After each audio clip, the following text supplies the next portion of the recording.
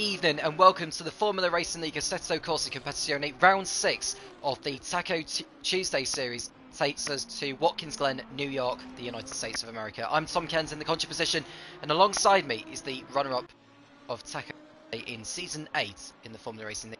That is Craig Law. Hello everyone, I did not realise I was the runner-up. That's extremely well remembered.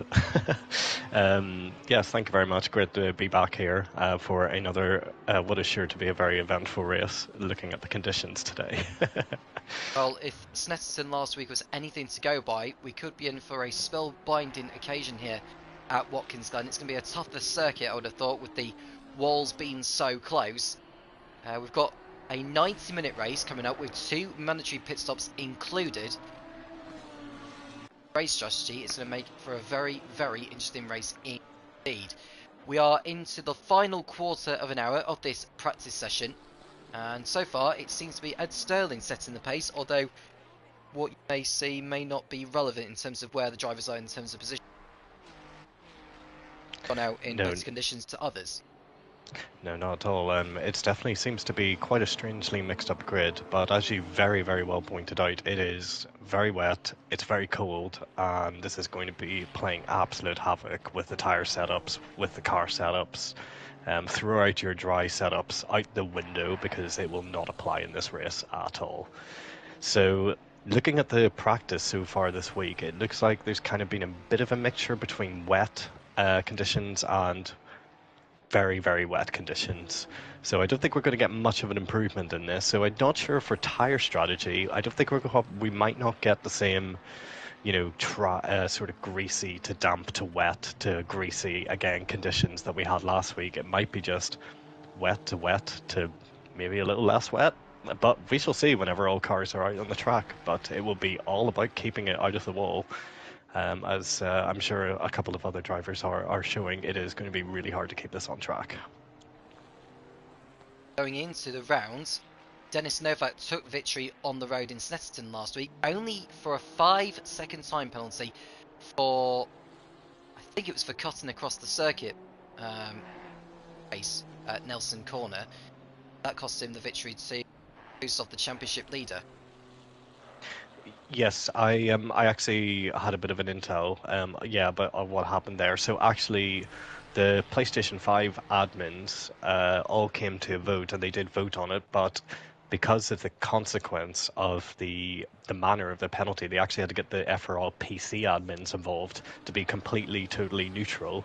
And they voted on that he skipped the track and he got a 5-second penalty, which of course ruled him out of the race win, but he still finished second. There was no penalty for the move that he eventually did put onto Sean Cool towards the end of the race, which I find that quite interesting. But I think looking back on the penalty on the replay, I think that was actually, it's probably about a fair, it's probably about a racing incident. I think Sean probably kind of turned into him, but maybe could have given more room. But so that very unfortunate for Novak, but I still think it's a really good result. And looking at his pace tonight, he might be back in the running again. So I think that will spur him on action for Australia, gunning for another good result. He's finished in the top 4 in the last couple of events, and be hoping to go even better here tonight. Third at the moment in this practice session. Already mentioned, we don't know for certain what conditions each driver has gone out in, because I'm sure some will have others. In terms of who we got in this evening, I think Murray Begantin, who I've seen him before last season, is about to make his first start of the campaign in the number 75 McLaren. He's hoping for good fortune this evening. And see who else is in as well. One name to look out for, and it's a driver who is making his first start in the pro category of Taco Tuesday, and that is Jordan Hogan in the number 211 Ferrari. Indeed, he's actually recently joined the Sector Blitz racing team, the SBR team. That's a team that I'm also a part of. So it's kind of, when I say a team, it's more like a clan, not to make a reference to, like, back in the day whenever everyone played Halo and Call of Duty and you had clans. We sort of had clans within FRL, and Hogan has joined our clan. So yeah, so good to see him up there, and it looks like he's making a good first impression so far. What a race to try and make your debut in, a wet Watkins Glen. For him, hopefully. The events, I mean, bearing in mind last week at Snetterton on the first lap, we saw, or at least, or definitely, I would say, a dozen cars affected at turn 1, which resulted in many not finishing the race, or race being hampered by that, as Jeffrey Godfrey just going through, like, turn number 9, I believe, he's just gone through there. He went very wide, actually, and almost lost it, but gathered it all up. But yes, Snetterton proved to be quite a curveball for the drivers. You either did well or you did horribly badly. Yeah, and did you see the lap 1 incident, and did you see the replay of it and what actually happened and who was at fault for it? It's crazy replays after the race, that we all had a good chuckle at in Discord. Well, at least you've all had a laugh afterwards, but it has cost a lot of the drivers points finishes, and I won't speculate whose fault it was, because on whose fault it was, but I suppose that's the lottery really when it comes to wet conditions. You just don't know how each of the drivers are going to fare, how they're going to approach the first corner. Or quite dramatic. Affected in that melee, but thankfully the likes of Denis Novak, Nico Busov, Michael Kleiboer all avoided that. Yes, indeed. I think it was, whenever you had a look at it, it was, it actually wasn't, it was kind of, I don't think it was like the most nefarious incident. It was, I can't remember who the driver was now, actually. I think it was, it would be rude of me actually to go and guess, but it was just that kind of like that right-hander that was, that you go on to that sort of second main straight after turn 1.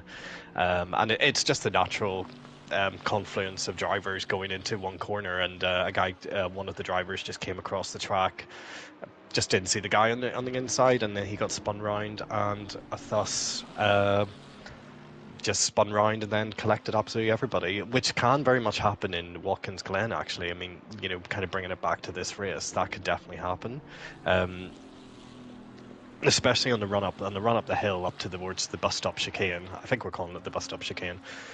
That is, I remember whenever this race first got released, this is actually Watkins Glen, it's a DLC track, and whenever it got released, there were lots of videos online of people having these major accidents on the run up the hill, just because it naturally the walls kind of close in there, and it's a bit of a scary moment whenever you're 2 or 3 wide going up. You have to be really, really mindful of where everybody is on that track, or you can have the biggest pile up you've ever seen in your life on that straight. So let's hope we don't find that tonight, but all the ingredients are there. It's 30 drivers, it's Watkins Glen, it's wet, so it could happen very much. Just getting into the closing laps of this practice session, I want to go on board with someone so we can go for a tour round this circuit. We are on board with Jack Prentice, Craig, so do you want to take us for a lap of this racetrack? Yes, I absolutely can, if I can find Jack Prentice on it. There he is, 28th. Yep, I'm looking board. So the break just around the first Fanatec board there, you really have to kind of hug into the apex and get on the power as soon as possible. You can go so wide over that curb. The track limits are a complete joke on this track. You can go so wide there. Get as much straight line speed as you can while you climb the hill. You should be completely pinned on the throttle here, 100%, and then you're looking for the first brake marker board here. So you got 600, 500, 400, you should brake there, skip over the curb, skip over the inside curb, full accelerator, go over the curb again, and then take a sort of, there's a couple of lines that you can take in here. It's a bit tricky in the wet, but you can take a wide and then an inside line, or you can go inside the whole time. go really, really wide there, and then cutting in here. This is a really, really tricky corner. The car just wants to oversteer all the time going through here. It's a downhill cambered section. Come down into this corner, you can brake really, really late here. The perfect thing is braking round about just before the 100-meter board, tucking into the apex and being mindful of that camber that's on that corner, getting the power as early as possible for a short straight. And then you're braking just around here, just after the 200-meter board. Hug that inside curb there as much as possible. You can really gain so much time. You can go out a little bit wide on that curb, brake on the last AWS sign there. Hug the inside, get on the power right now. As you can see, Jack is really kind of struggling with the grip here.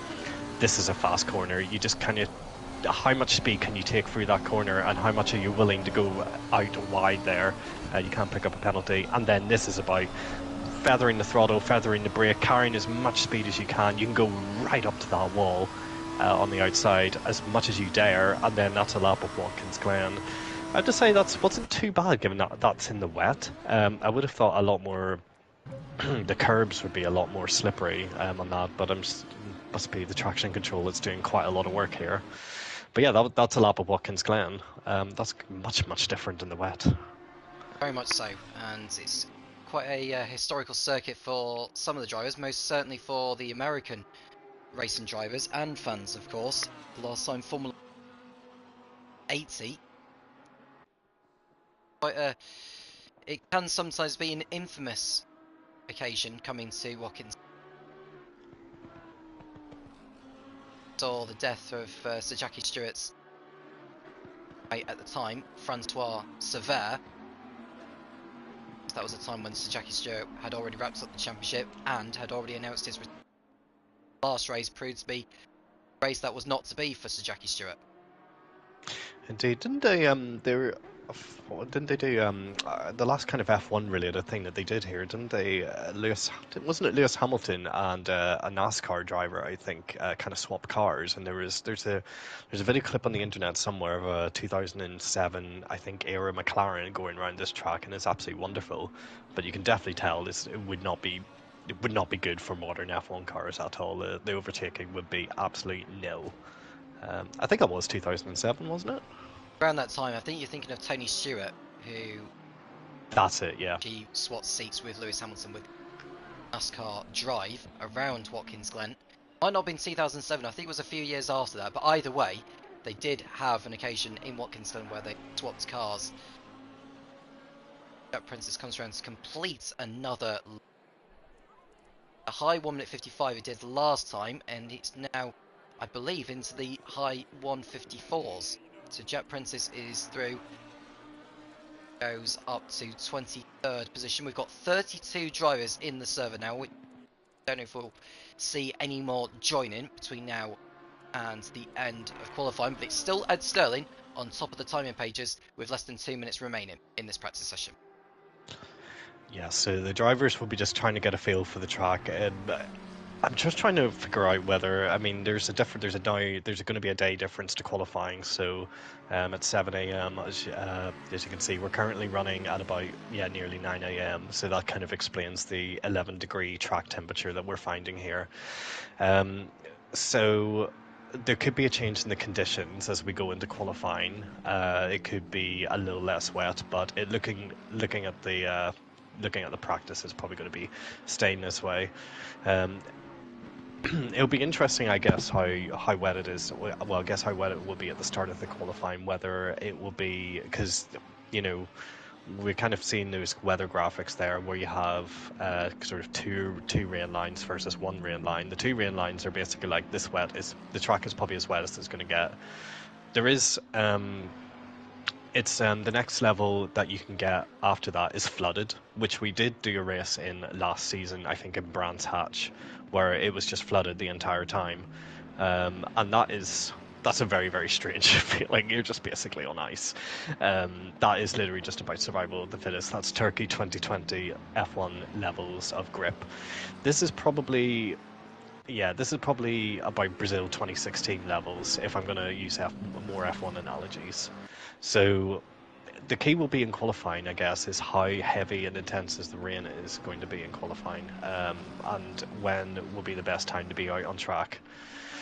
So yeah, I mean, looking at the practice times, it definitely looks like Ed Sterling, who we've not really seen kind of go anywhere near the top, is yeah, leading the leading the practice session. But he could have set that time really, really early in the session when it was a lot drier. So let's see as we go into qualifying. But excellent to see everybody in the server and having 32 drivers. It's going to be good fun. Just one for a moment, but I'd like. Gordon Hogan is in 6th place and is coming to lap. Ultimate turn. Right, that lap will be gone. Just wonder if May use the lap just duck into the pits for a practice stop, but no, he's coming on to the line.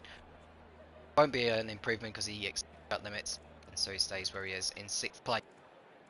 See how the others are getting on. There's a few more drivers out there. Chris Gedman is out on track, although he's not going very quick. I don't think he's had that many laps in this practice session.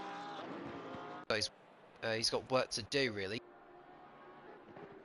Anything positive from tonight. See how they get on in qualifying. Prentice runs wide at turn number 11, or 12 I should say, but at that time will be gone. So we'll go to qualifying now actually. In fact, the game has taken us on to qualifying, and we should see the field. And it's completely dry. Right, okay, that's a completely different track. Wow. Sorry to cut across. I'm just really surprised at the complete change of conditions there. That's going to bamboozle all the drivers. Well, it may be dry now in qualifying, but what is it going to be like in the race later? I think that's going to be the £1 million question.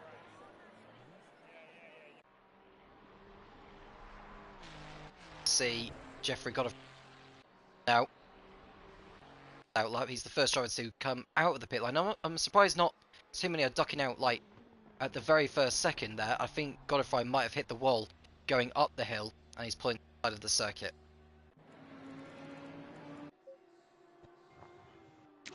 Yes, indeed. So I'm just, I've got my usual array of driver streams that are running, and pretty much, I think probably why you're not seeing everyone just like come out straight away is probably because they're seeing that the track is dry, and they're like, crap, I don't have a dry setting. So they were probably all ready to go really if it was going to be dry. So, wet.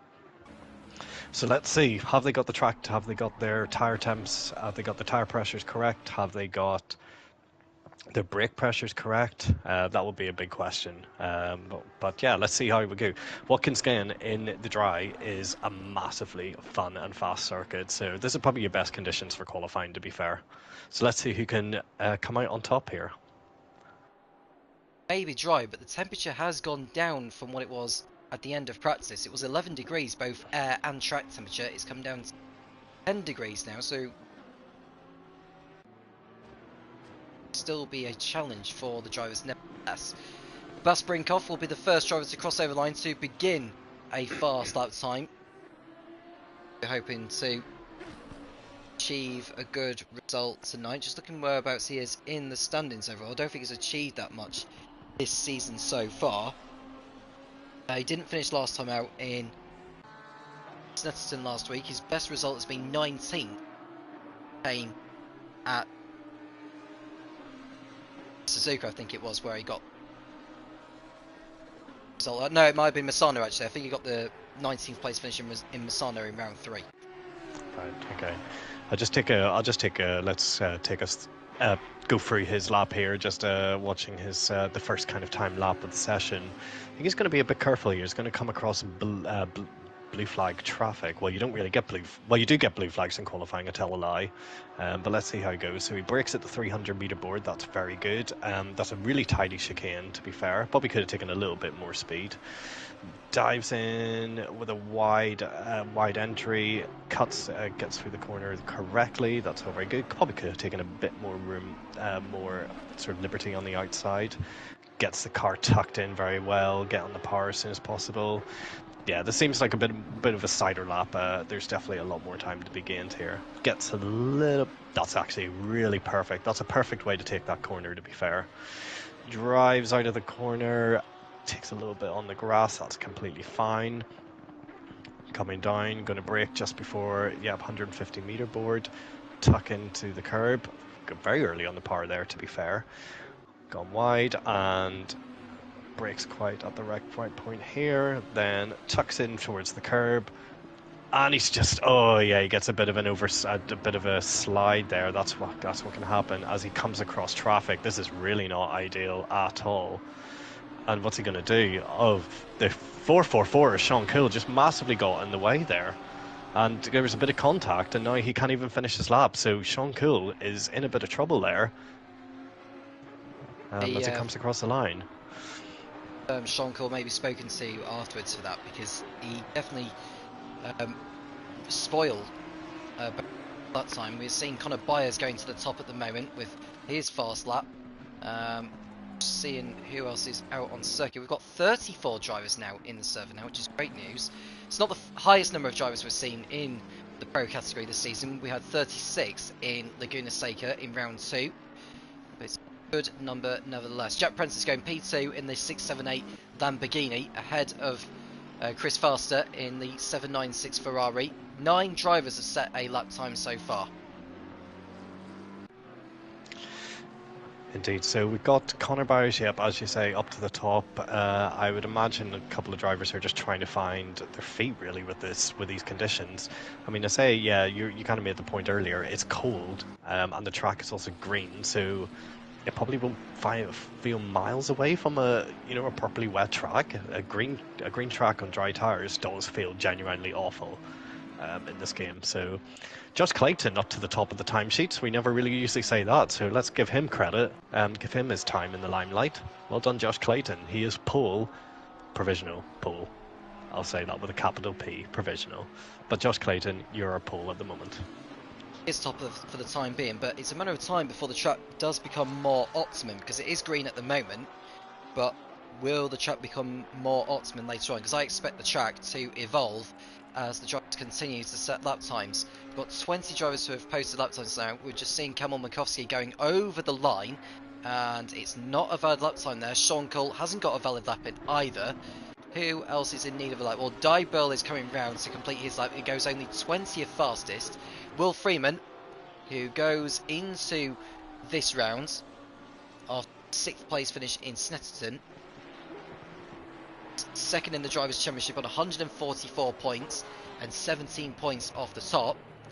So he's got his work cut out to close down the gap on Niko Busov, who's going for 4 wins in a row this evening. And we just seen Arsenio go to the top of the time, so we didn't really... Oh my goodness, Will Friedman just clumped the curb there, and he's massively compromised that lap. That was an interesting place to make a mistake. Arsenio goes to the top of the timesheets in the Porsche and is promptly going back to the pits, probably to change something on his setup. So yeah, so we're seeing quite different times here as Josh Clayton actually improves on his lap to go to stay in second place. So that's actually really representative times from Josh Clayton. That's very good, really, really good lap from him. Bergerton has gone up to a 3rd place. We didn't see him last round, and in the McLaren in the number 75, so it's good to see him back. And yeah, so we're kind of just really waiting for a proper representative time from the likes of Niko Busov and Novak, who were, as we know here, really fast. We're seeing also Ed Sterling, who was top of the practice sessions in the full wet conditions. He's all the way down in 24th. So there's quite a lot of drivers who are not putting in the cleanest of laps at the moment. We'll follow Niko Busov, I think, as he cuts across the chicane, and hopefully this is one of his push laps. Sean Cole's gone second. I just kept on track with him as he went over the line and goes to P2 with the lap he has posted. Niko Busov, who we tried to find at the moment, is shown he's in 24th position, but we'll go to him now. He's nearly 1.5 seconds off the pace, but this is by no means representative in comparison to what we normally see from him. Push down the others, only 3 drivers who have yet to set a lap time. I have to say, The top 19 are inside 1 second of the fastest time. Yeah, it's incredible, isn't it? That's fantastic to see. Usually, sometimes we see in FRL that we do see a massive gap between first and last place, sometimes 3-4 seconds. But yeah, that's really great to see. It's good to see that everyone is starting to get on the pace a bit. And look at the times up at the top. So Arsenio stays with the 45-2, but Morgan Grace has now popped into second place. And Bergerton, look at that. 1/10 between top. Oh my goodness, 1/10 between the top 5. Let's see what Nico does as he comes across the line. Championship leader crosses over the line then, and it's only good enough for 11th fastest. Make that 12th now. And Busov has some work to do if he is to at the head of the pack. It's a 90-minute race, remember, which is different to what we normally have in Taco Tuesday. We usually have the 60 minutes with a mandatory pit stop, but tonight it's the 90 minutes with 2 mandatory stops. Busov half a second off the pace with over 5 minutes remaining. Cameron McCoskey is still yet to get a time on the board, as is Adam Sharp. But I'm looking to see who else. Well, Will Freeman is way down in 26th position in the Lamborghini. He's in a group of Lamborghinis in terms of positions with Bas Brinkhoff, Achilles Maholka, Luke Prentice and Matthias Dybel, as Dybel goes ahead of that Lamborghini queue. But Freeman has got his work cut out. He's currently in P27. Yeah, he absolutely does. That's quite surprising from Will Freeman, but no doubt he'll get back up there. It's not a Lamborghini problem. He's gone up to 8th. He's just gone up to 8th. Pushes Busov further down the order. He's in 15th now. Oh, and Giggle's gone up to pole. Giggle, 45.7. That's a really, really strong lap time there from Giggle in the 112 Lamborghini with a 145.0. A couple of tenths faster than Mauro Arsenio in the Porsche, as the times really are coming down via the second. The track is still showing that it's green, but it feels more like it's coming towards more into its optimum shape. And Josh Clayton has gone back up to pole, showing his really strong pace. So this is really excellent. These are not the protagonists that we expected up at the top. My feeling is I wonder if this track is going to turn to fast quite soon in the last kind of four minutes of qualifying, as we enter down into the last 4 minutes of qualifying.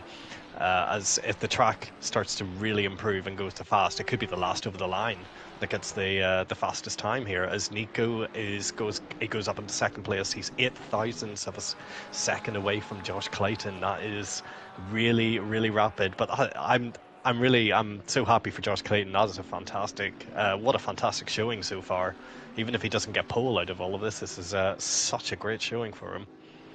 Out to Peter van Lyshow, who's in P7 in the one. Had a lot of bad luck go against him this season, but we hope to see that he can make up for that this evening. Dutchman Will Freeman is coming round the penultimate turn. The 15th and final corner is about to enter now, as he takes the apex, narrowly avoids the wall as he sprints to the line. He's 3/10 off the pace. Can he cut that down? He can't on this occasion, but he'll have another go at it. No, and yeah, just to kind of go through the sector times, actually Clayton has only set the purple middle sector. Interestingly, the fastest first sector is going to Conor Bahirs down in 13th place, and the fastest sector 3 is going to Godefroy. So none of the top 5 or 6 or 7 have really got. Oh, Clayton has just done an even faster time, and he's just blitzed the last sector there with the purple last sector. So he's done a 44.8. Are we in for a shock pull at Watkins Glen this round? Could well be, but I would say the track is going to pick up even more in the final few minutes. Do not go anywhere. We are seeing one of the best qualifying sessions in Taco Tuesday this season so far. Clayton on top of the timing pages, ahead of Nico Busov and Matheus Giggle. Mauro Arsenio has dropped down because Matteo Di Stefano goes onto the front row in the 53 Ferrari. So Di Stefano, who is making his first appearance this season in Taco Tuesday, going up to second place. Yeah, Stefano, he's definitely a notorious driver amongst a lot of drivers. Melvin Cruz has gone up to second. That is a shocking. No, I mean he's a fast driver, but he's not really had qualified extremely well in the past few races. So that's surprising to see. There's definitely, looking at some of the driver streams I'm looking at, there's a lot of greens happening here, a lot of improvements in time. But look at that, less than 2/10 separating the top 5, and I'm going to say it's probably going to get closer in the next few minutes. So the top 20 inside a second of the fastest time, and I have to say the top 32 inside 2 seconds of the fastest time. That's how close it has been so far. We could be in for a shock pole sitter this season. Well, for a shock pole sitter tonight, I should say, as we see Sean Cull, who's in P13 at the moment, 6/10 off the pace, an identical lap time to what Conor Byers has also done. But Sean Cull is looking to improve from the 7th row, and he isn't able to do it on this occasion, but he's got one more chance to improve on his grid position. Will Freeman up there in 4th place now in the 63 Lamborghini, crucially ahead of Nico Busov, who is one position behind, but he's coming round to complete this lap of his. Let's see what he can do. It's a good exit from the last corner, and Nico comes across the line, and he goes pole with a 44.6. That is more what we expected from Nico Busov in the Lamborghini. That is a great time, but it's not over yet. It's not. Arsenio is crossing over the line as well to, well, looks like it's going to be his last time because he's getting held up by Morgan Grace going into turn 1, unless Grace can pick the pace up, although he's just run wide through turn 1 there. Josh Clayton in P2 though, he's on a lap. It won't be too long before we see the checkered flag come out. Will Freeman is coming towards the end of his lap. Is he going to have enough time to get over the line for one more lap? I don't think he's going to have enough time, to be honest with you. This is going to be his last chance. He's going to fall short of the flag, I think, as Will Freeman, so it looks like 5th is going to be the best he can achieve. Busov on provisional pole with 1 minute 44.6, as we see Will Freeman, who's coming around the last corner now, and he's got the number 32 ahead of him, and it doesn't look he's going to be improving from before. Will Freeman goes up to the front row, though. An improvement there from the Frenchman. So he goes onto the front row, does Will Freeman. Josh Clayton, who's coming round the penultimate term as we speak. The checkered flag is out now, so any drivers on a fast lap can complete it. I think Josh Clayton exceeded track limits at turn 14, but we'll stay with him in case the lap is still valid. But he's crossing over the line now is Josh Clayton, and it's 3rd at best for him. Ed Sterling, fastest in practice, P4 at the present moment. And now Nico Busov is coming around the last corner now. It looks like he's going to be heading to the pits, but it looks like Busov has this one sewn up, Craig. Yep, and unfortunately I'm on board with Melvin Crowes coming through, and he's been massively blocked by Vaclav Posipsil, and who's all the way down in 34th, who's way off the pace. So that's really unfortunate for Melvin. He's the last person to come across the line. I can't imagine that he's improving with that much blocking. Van Dyshout's gone up into 5th place, which is a very good return for him. Melvin touches the wall on the final corner, comes across the line. Will he improve? No, not really. Very surprising there. We're waiting to see anybody else coming across the line. Looks like... sorry, I'll let you call this, Tom. Yeah, so Fernando Ferrero is going to be the last one, I think. He's coming around. He's currently in 24th position. I've just seen Sean Cull being pushed down the order now. He's in 18th position because Conor Byers has moved up. What about Fernando Ferrero? Just seen a change there in position. Godefroy. He's got up into 8th place. We are seeing Luke Prentice go up to P11, I believe, as we see Fernando Ferrero go into 23rd place. And that rounds off qualifying. And it's a familiar face on pole position. That is Nico Busov ahead of his championship rival Will Freeman in 2nd place. But very well done to Josh Clayton in 3rd place, getting himself onto the 2nd row of the grid. Ed Sterling, who was fastest at the end of practice, is in 4th, ahead of Peter van Lieshout with his best qualifying of the season so far in 5th, ahead of Melvin Crowes completing an Old Dutch row 3, ahead of Matteo Di Stefano returning to the grid in P7 with Jeffrey Godefroy, Matthias Giggle and Michael Clyburn rounding out the top 10. Luke Prentice and Francisco Sousa will be on row 6, ahead of Ben Milden, ahead of Mauro Arsenio, who will be disappointed with that in 14th position. Mauro Begansin, for his first start of the campaign, is in 15th place ahead of Morgan Grace. Then it's Conor Byers and Sean Cull in a disappointing 18th position on the 9th row. Then we've got Dmitry Kontratenko and Jack Prentice rounding out the top 20. We've got Jordan Hogan on his Taco Tuesday debut, as far as I know, is in 21st, ahead of Chris Faster in 22nd. And we've got Fernando Ferreira and Kevin Druin on the 12th row of the grid.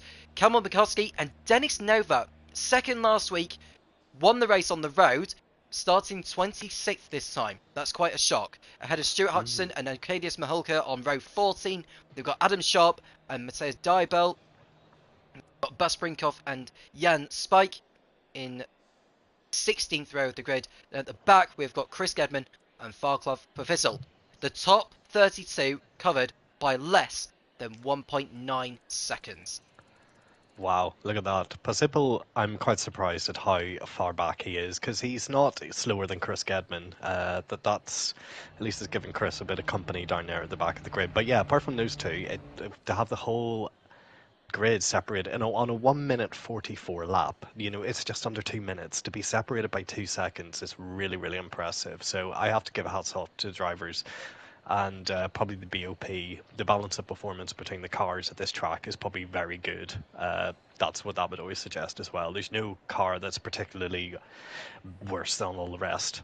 So just looking for the order, you're absolutely right to call out Novak. That's a really surprising turnout for him, given that what we saw in practice in the wet. And hey, maybe whenever the race is wet, maybe we might see some massive differences in pace and completely out of position drivers here. I would expect Novak, if it's wet, he will be climbing up the order, but he will be very, very vulnerable down there in 26th place. And if any kind of accident happens up the hill, he will be right in the center of it. But yeah, some good, interesting, underperformances there. Kontratenko, who usually qualifies extremely well, maybe fades a little bit in the race as it goes on. He's down in 19th place. That's actually quite surprising from him. I mean, that said, he's only a second off pole. As we know, we've gone on to a completely dry track for the race, so that's that's interesting. But yeah, no, just the kind of last thing I was going to say really was Sean Cole, but down there in 18th place, the guy who finished third place on the did he finish on the podium last race, or did he get nipped at the end by Kloiber? I think Kloiber got the final podium position on the final lap from Sean Cole, hence why he got onto the podium for the first time in his Teco Tuesday career, as far as I remember. I don't know how he had done in the other categories of Teco Tuesday. Given the pace I've seen from him, he's been absolutely fantastic as Kloiber, and I would expect him to go even better here, but he's got a lot of work to do from where he is going to be starting. He's 10th on the grid, so it's not too far back, but it's going to be quite a chaotic first lap, I predict. I suppose the saving grace for the drivers is that it's not wet. No, and it probably makes it a little bit more intriguing from a strategy point of view. You never know. Sometimes FRL does this, and sometimes our servers, well, not FRL, sometimes our servers do this, where practice is flooded or wet, it's just raining the whole time, and then when you get to qualifying in the race, it's suddenly bone dry for the whole race. Doesn't make sense. Sometimes this happens, even though the settings probably have weather randomness set to a certain value. I don't claim to know. I'm not somebody who sets up the servers, but yeah, sometimes you get these quite interesting things. Just looking down the order, Arsenio down there in 14th is a bit of a surprise. I would have expected the Porsche to be a little bit better, as this, given that it's quite like a windy track. And there's only 2 Porsches actually on the grid. I, for some reason, thought there was a bit more. But yeah, no, it's some really interesting sort of out of position drivers. I'm assuming, I would assume people like Novak would have been hoping that this race would be wet, but hey, never say never. It's a 90-minute race. There might be some rain at some point. But yeah, I can't wait to see Nico and Will battle out at the front here, the 2 Lamborghinis, and see what Josh Clayton can get up to. Can he hold third place in the podium position? Wait and see. And whilst the Drivers' Championship has been something we've been discussing throughout this campaign, we want to sort of manufacturer standings, because you mentioned about Porsche, Craig. They are currently second in the manufacturer standings behind Lamborghini. They have a 49-point lead over second place Porsche, with Ferrari only a couple more points behind. So it's going to be quite a nip and tuck battle in that. Just to mention as well that only the best 2 results from each manufacturer at every round count towards that respective championship, because obviously we've got manufacturers with more cars than others in races, so that's best. Yeah, so I should probably just point out to the viewers as well that the teams, this kind of manufacturers championship is probably not the.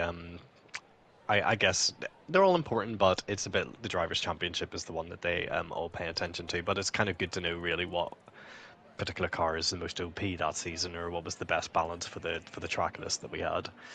So we're getting off on our formation lap here, and all drivers will obviously definitely be on dry tires as we start the race. In terms of strategy, what they're going to be doing is you're either going to have drivers who are going to go really long here, and so I don't know if you've explained to the viewers yet. Sorry if I'm repeating this, but there's 2 mandatory pit stops in this race. You need to pit for tires twice, so you need to change.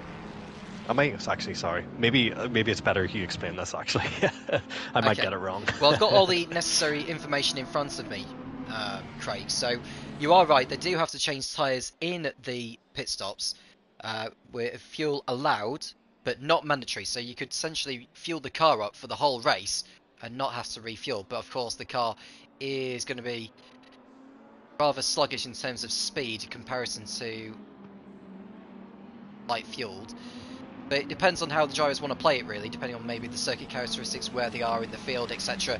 But regardless, they have to change tyres at the pit stops. So they have to do that anyway. I think, to be honest, they would happily take new tyres at every pit stop that they do, because they do fall away, as what we saw in Snetterton 7 days ago. I've just noticed before the formation lap had begun that Denis Novak has opted to start the race from the pit lane. He ended 26th at the end of qualifying, and he probably thought, you know what, I think given how low down I am, I'll probably start the race from the pit lane to avoid any first lap accidents. We're halfway around the lap, so let's run down on the grid for tonight's race. Round 6 of the 11th season of Taco Tuesday in the Pro category. Nico Busov on pole position ahead of Will Freeman. It's an all Lamborghini front row with Josh Clayton and Ed Sterling, their best qualifying of the season for the pair of them in 3rd and 4th. Peter Van Lyshow also in the 100 McLaren in 5th ahead of Melvin Krause. Matteo Di Stefano is 7th ahead of Jeffrey Godefroy. Matthias Giggle and Michael Kleiboer on the 5th row of the grid. And we've got Luke Prentice and Francisco Sousa on row 6 ahead of Ben Milton and Mauro Arsenio. Mara Begantin and Morgan Grace are on row 8, followed by Connor Byers and Sean Cole. Dmitry Kondratenko and Jack Prentice running out the top 20. Then it's Jordan Hogan and Chris Faster on row 11, followed by Fernando Ferreira and Kevin Druin. Kamil Mikowski and Stuart Hutchinson making up row 13 now. From those behind, they all move up a position from where they were at the end of qualifying. Arkelius Mihalka and Mateusz Dybel on row 14 ahead of Adam Sharp and Bas Brinkhoff. Jan Spike and Chris Gedman are 31st and 32nd places. With Vagla Provisional, the last of those on the grid, Denis Novak will start the race from the pit lane in the Honda. And I'm just just before they get going, in terms of the pit stops, I'm just looking on the SimGrid one, and it says 2 pit stops mandatory, tire and fuel allowed, but not mandatory in capital letters. So just to let you know, so they are allowed to change tires and fuels. They don't have to, and indeed, the requirements on the driver streams here says the only requirements is pit window. So as in, you can only pit in the pit window. So just to clear that up before we get going. Very much for that, Craig, as the drivers are prepared to get going here. It's a 90-minute event. It'll be a longer one than usual, but it'll be very much worth watching all the way through. If you're watching, there's 2 mandatory pit stops involved for each driver. They have to take those within the window. But for now, they are focusing on a clean first lap here. Will they all get round safely? We'll wait for the green flag to be waved by the marshal, and it's green already. They've waved it quite early there, and it's go.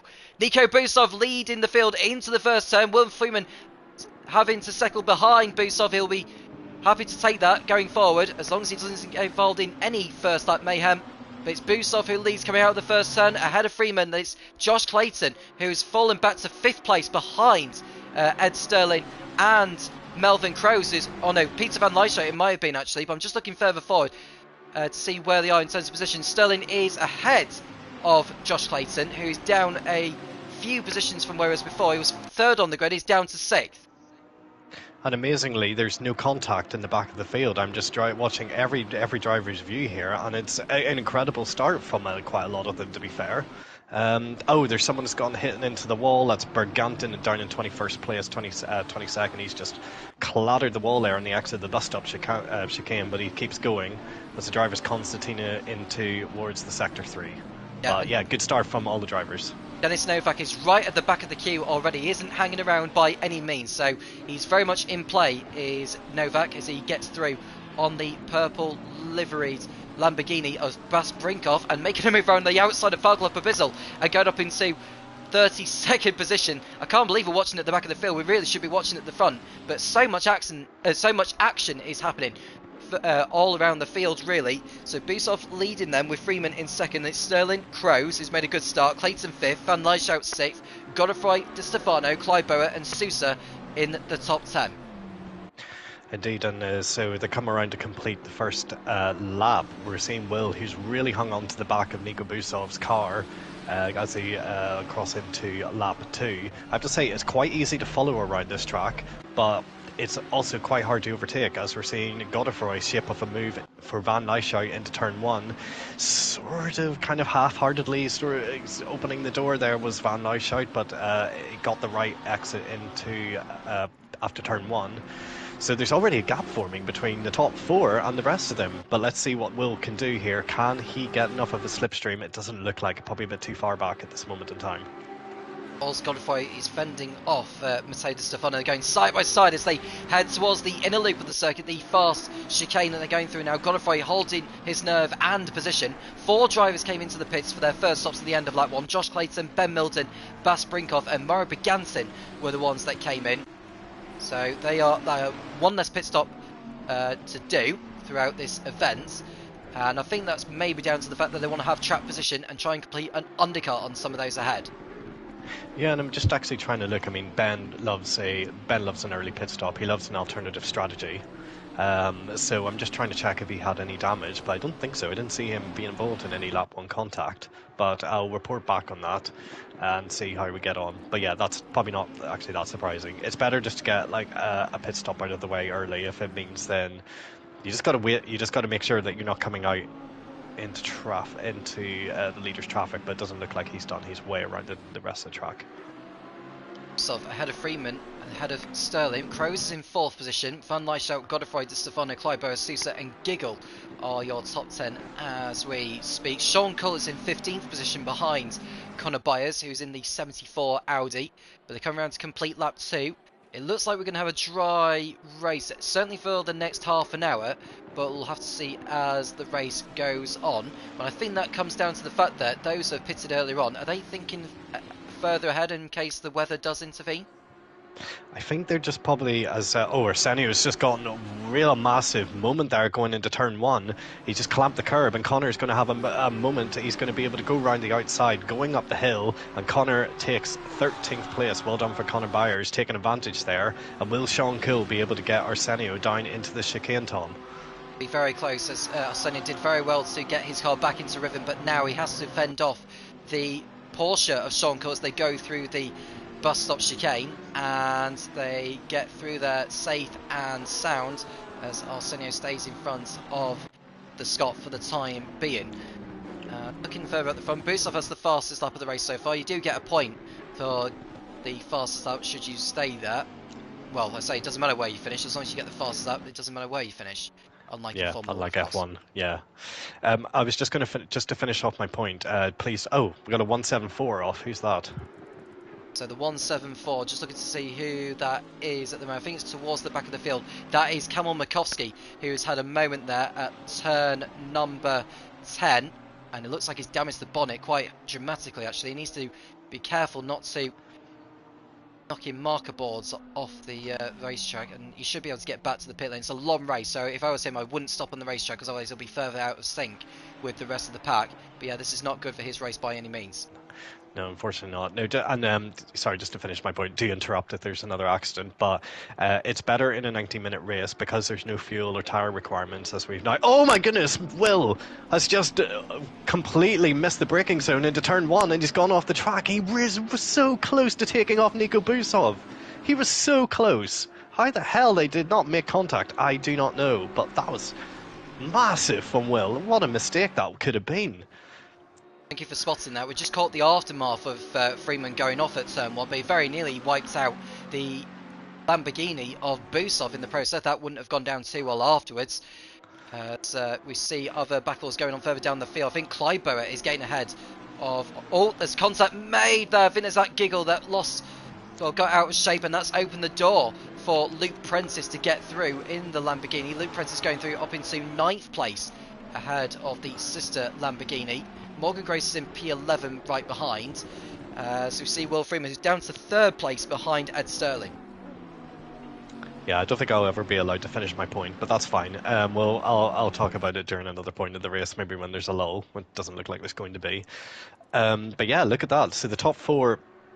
My heart nearly leaped out of my chest there whenever I saw Will. I thought he was just going a one-way accident to taking out the race leader. But yeah, let's see how we go. So the top 4 is within within 2 or 3 seconds now. You can see them all in the pit straight, and then it's again that gap back down to Van Lyshout in 5th place. But that's a good showing from him.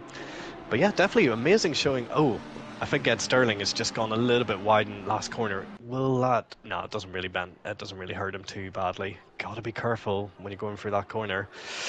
So yeah, looks like this is going to be a good race between the top 4. I'm really surprised by... I'm really happy to see Melvin Cruz back up there fighting for position. Great to see him going that high up in the race for once, as Freeman looks to be getting not quite out of shape. It looks like he was taking a different line to what Sterling was further up front. But Crow's up there in 4th position, very much in sync to potentially win this race. He hasn't had a lot go for him this season, unlike in the last campaign where he was going so well. I remember a few seasons back where he won out in Barcelona. Of course, it was a very emotional occasion following the passing of a particular member of the FRL, Chris Jones it was, as we saw a lot of the drivers that evening using white and black liveries on their cars compared to how they used to, which was a very touching thing to see. And Melvin Cruz winning the pro category race on that particular day in Barcelona. But he's up there in 4th place now on this occasion, sitting on Will Freeman up front. Yep.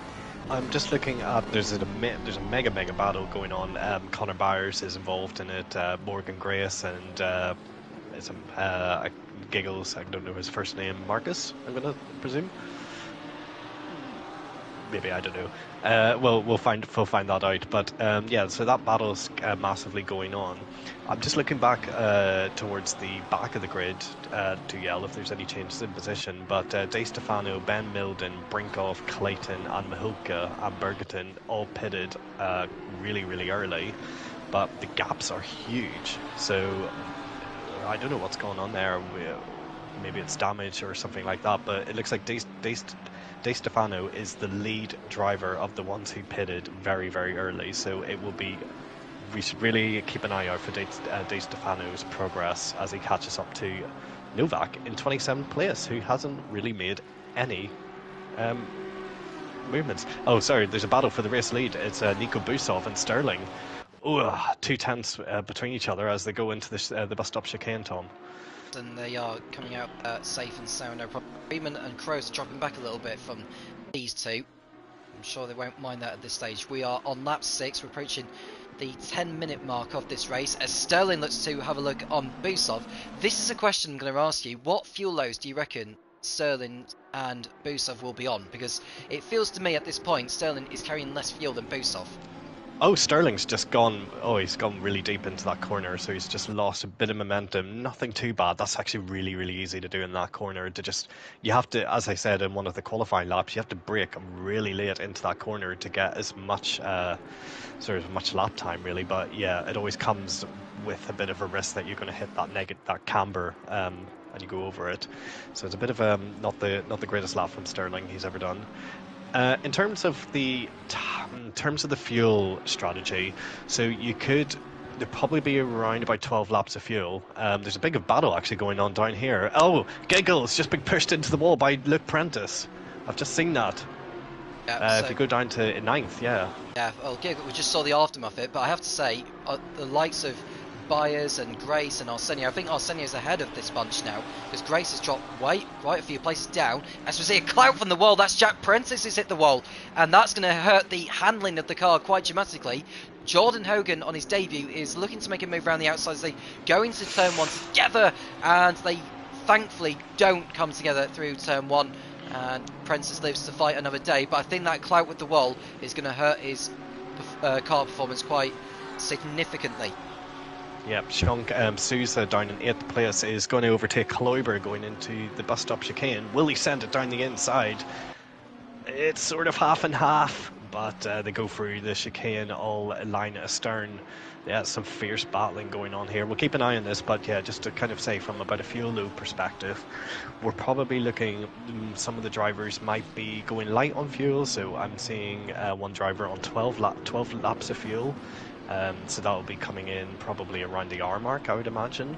And then we have some drivers that have got about 25 laps of fuel. So definitely a bit of a mixture of strategies going on here. You either go to 45 minutes or you kind of pit at the 1 hour mark. Fastest driver in this race at the moment is Matteo Di Stefano, who's running in 28th position. He was one of those that pitted, not at the end of the first lap, but not too long ago, and he's setting some rather fast lap times in the number 53 Ferrari. As we go back to the lead, I think Sterling's dropped back from the leader. Actually, I think he cares more about just keeping his car on circuit rather than trying to go for the lead. But it is early days in the race at the moment. Melvin Krause is smelling his chance of getting through on Will Freeman for 3rd place. As Van Lyshow and Godefroy are closing in too.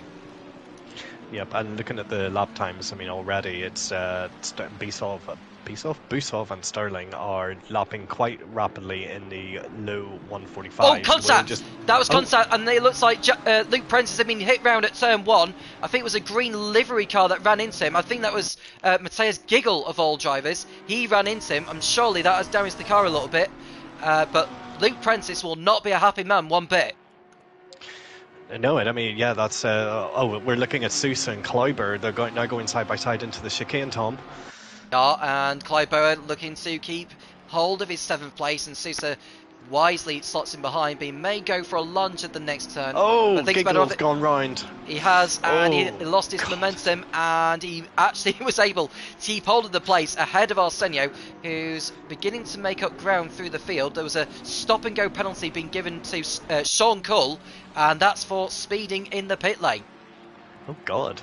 Right, well, that's okay. So he's obviously gone into the pit lane and completely. That's actually, to be fair, really easy to do. It's a really, really fast blind pit lane. But yeah, what a furious battle happening in the top between 7th all the way down to 12th place, from Morgan Grace all the way up to Kloiber in 7th place. So yeah, we got the 911 that's got a yellow flag. Who is that? That is Ferreira, who's gone round. See where Ferreira is in the field. He's 25th. He's got going again now though, but he's got Di Stefano all over the back of him, and Di Stefano was one of those that pitted in, as I've already mentioned. He's looking for a move up the inside. Does Ferreira know that he's there? I think he does, but Di Stefano was not quite alongside to have a go, and he'll want to get through on this occasion as they go through turn 13, and Ferreira lets Di Stefano go through. So I'm just thinking of the consequences for Sean there. That's rather ruined his race. A stop-and-go penalty of 15 minutes into a 90-minute race. It's going to be hard to... Well, I mean, he's got a pit out of the way, which is positive, but that's not what you need at all. Not to... Was he one of the drivers who got a stop-go in Suzuka as well? Trying to remember off by heart. Will Freeman got one. Jeffrey Godefroy got one. Yeah. And there was at least 1 or 2 more drivers. I can't remember. I don't think Sean Cull was another one of them. As he goes through over the line, that's not another penalty for him. That's just a reminder that he's yet to take that stop and go. He's got to do it within the next couple of laps. Has the Scotsman. Yeah. So yeah, that's good news for the likes of Ben Milden and the guys who stopped on lap 1. We're seeing this number 79. It's just got a yellow flag there. I'm never going to be able to make a point ever. That's Chris Gedman. Okay, Chris Gedman's gone wide, as has Adam Sharp. Chris Gedman was doing quite well. He's up to 24th place there. I mean, probably benefiting from the amount of drivers who's pitted early in the race, but still, sorry to catch that on the stream, Chris. So yeah, looking at Di Stefano, you're right. He's got the purple fastest lap, and he's up to 23rd. So we really need to keep an eye on his pace. As look at the battle for 7th, 8th and 9th and 10th. They are right nose to tail going through the last sector. long queue of cars as they come towards the end of lap number 9. Kleiboer in 7th place ahead of Francisco Sousa as they go side by side, but we can see Giggle making the move as they come to the last turn of the circuit. As they look to get a good run, Giggle may be able to get into the slipstream and have a go on Kleiboer for P7. And he makes the move, he's looking to the inside. Sousa needs to know that he's there, but they make contact! And Sousa has gone off and he's spun round! That's all Giggle. That's all on Giggle, I'm afraid. He just he got a bit too tight into turn 1, and that is such a shame to see that. But that is 100% on Giggle as the battle still continues. Giggle is not finished yet. Well, the battle still rages on at the moment, and Morrisenia is able to benefit from all of that. He's up in 8th place as they go through the chicane at the moment, and there's another notification of Sean Cole's stop and go penalty that he's still yet to serve at the present moment. But Ed Sterling's half a second behind Nico Busov at the moment, and he's giving him a run for his money at the moment as we speak. Will Freeman holding firm in 3rd place out of Melvin Crows, Peter Van Nyshow and Jeffrey Godefroy as they come into the last sector of the lap. Kleiboer is still ahead of this battle, but Arsenio is about to take the place off him now. Yep, going through the, well, is this a back straight? It's sort of a back straight. Will Arsenio get the position done? He will in the Porsche. Kleiber is going to try to half fake a breakdown at the outside. He's got to be careful, like Giggle doesn't take his position here, and Kleiber falls even further back. What a furious battle between these guys. Do they not know it's a 90-minute race? They're battling like it's the last lap. Yep, and who can blame them? They are fighting for position after all as they come in penultimate turn of the circuit before they head into there. It looks like both Kleiboer and Giggle are going to be heading into the pits as they take a tighter entry to the last turn as they make their way into the pit lane. They need to make sure they slow down to that 50 km/h pit lane speed limit. They do so as they go for the pits. I'd like to think they got through there legally, unlike Sean, of course. At least that's calmed the battle down for now, but the battle is still on for what is now 8th place because Morgan Grace has got Connor Byers for company. Yeah, and this is really important that Connor gets past, so he gets a bit of clear air. All these guys have been great battling for the stream as he goes side by side. Yeah, Morgan's just deciding to let him through. That's probably fair. I was about to make the point that they're all slowing each other down by battling. It's great for the stream, but it's not great for their individual races, and they're just being susceptible to the people who stopped earlier on in the race. And yeah, so we'll see whenever the pit stops come out, how it'll all shake out afterwards. And yeah, so I mean, amazing battling, but yeah, not fantastic for their strategy. Just looking, I just went back just while we were battling there. I was looking back on Ben Milden's stream to see back whether he. Oh, 69. Who's that? So drive-through penalty for the number 69. That is Matthias Dybel. Yeah, so he has, I think, been speeding in the pit lane unless it was chat limits. It might have been chat limits, actually, thinking of it. I'd have to look back on the screen to make sure I'm correct on that. There was a notification that came up on the screen. It was for speeding in the pit lane, so not quite the same speed probably as what Sean Cole did, but it was still enough for him to be penalised. Sean Cole in the pits for his stop and go as we see, looking to see what's going on at the front as Sterling's still behind Busov. You're going to say something, Craig? Yeah, no, all I was just going to say was I mean, I was going to make the point just I was talking about Ben Milden's stream that he didn't make any lap 1 contact or anything. I was just checking through because I wondered why he was pitting so early, but no, it was a tactical pit. And another point I was just going to make is that the drivers were instructed prior to the race that they have to follow the pit entry and pit exit lines. So even at this track and the way that corner, how tight it is on the final corner, you still have to stay within the pit line. So just the game won't pick up on it, unfortunately, but that will be something that the stewards will be keeping an eye on. Van Nyshow is thinking of a move compatriot Melvin Crows as they come out of turn 10 and heading towards the on-cambered corner. Would you say it's on-cambered, this corner? Because it's at an angle, is this one, would you say? Yeah, it's kind of on camber. It's very, very aggressively so. It's like a bowl. It's a bit like turn 3 or 4 at Zandvoort. It's got a bit like that, but if you overshoot it, you completely lose all grip. So it's quite a tricky corner to get right. I mean, it's a fun corner. I love this track. It is a really fun track. There's lots of corners like that. But yeah, so I wonder when Nico and Sterling, what's going to happen with their pit strategy? Because if you're Ed Sterling, I mean, you know I love an undercut, but I'm thinking there's an undercut opportunity here for Ed if he feels like he is feeling a bit adventurous. I mean, he doesn't really get up to these positions quite often, so he might be happy enough to sit in second place. But yeah, I would start thinking about an undercut at this point in time. Diebell's completed his drive-through penalty. He's a few laps behind the leaders, actually, is Diebell. I think we lost another driver in the race too. I think that might be Sean Cole, who is gone. So Sean Cole out of the race, it seems. And I think that's the first retirement of the event, and that's a shame, considering how good he was last week and the race before at Suzuka. I'm just having a look at De Stefano, like just keeping a track of the drivers who just pit there from that massive battle that we were seeing. So Clayton's down in 25th, Giggle in 26th place, and Cloudberry, Clayton and Giggle are 24th, 25th and 26th as Chris Gedman comes into the pits. De Stefano is way ahead of them, way ahead of all of them. As we've got Dalbarrel, who's just parked right in the middle of the track there. He's just spun. Oh my goodness. How is anybody not collecting him? Well, he's very lucky that no one has collected him, but I'm surprised he's not actually reversing, because he's in a very dangerous spot there. Now he gets the car in reverse. Waits for the opportunity, don't rejoin into the path of the other drivers. Thankfully he doesn't, so Diebell is on his way, but the race, it has effectively become a test session for him now, because he's that far behind. Yep. So De Stefano is looking at least a top 10 here, if not higher. He is definitely looking really good here. So he'll be definitely one to look out for. He is... Yeah, he will easily overtake Arsenio in 7th. He might overtake Godefroy and Lanleischen. He could be top 5, De Stefano, once all of these guys pit. It's actually showing the fastest lap with Josh Clayton. They have identical lap times to those, so I'd like to think the times will come down, considering that a lot of the drivers will be fueled for the whole race.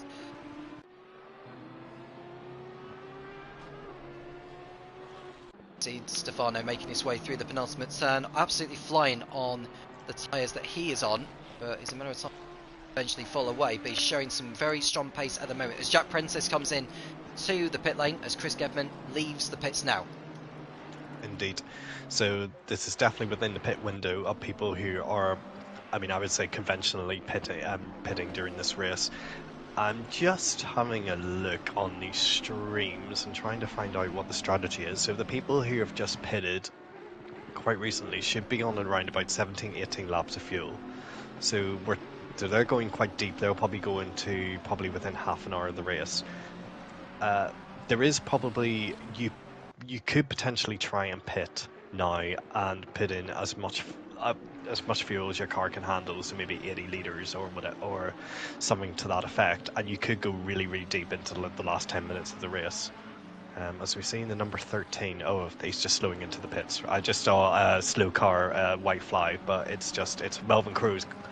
Was it Melvin Cruz? No, sorry, number 13. It's Bas Brinkhoff is coming into the pits in the number 13 Lamborghini. He's had a race to forget so far, but I think that might actually be his second stop of the race, you know. It is his second stop of the race, so this will be his last mandatory pit stop that he'll be needing to do, and then it's just essentially a free run to the checkered flag from there. I mean, it'll be a long time to go on that. Your car will be very heavy. His car is really heavily damaged, to be fair, so I don't think he's... well, we'll see. I think he's probably going to make 3 stops in this race by the looks of it. Battle for the lead is raging on. Sorry, Craig. That's what I was just about to say. The battle for the lead. This is really impressive from Sterling, isn't it?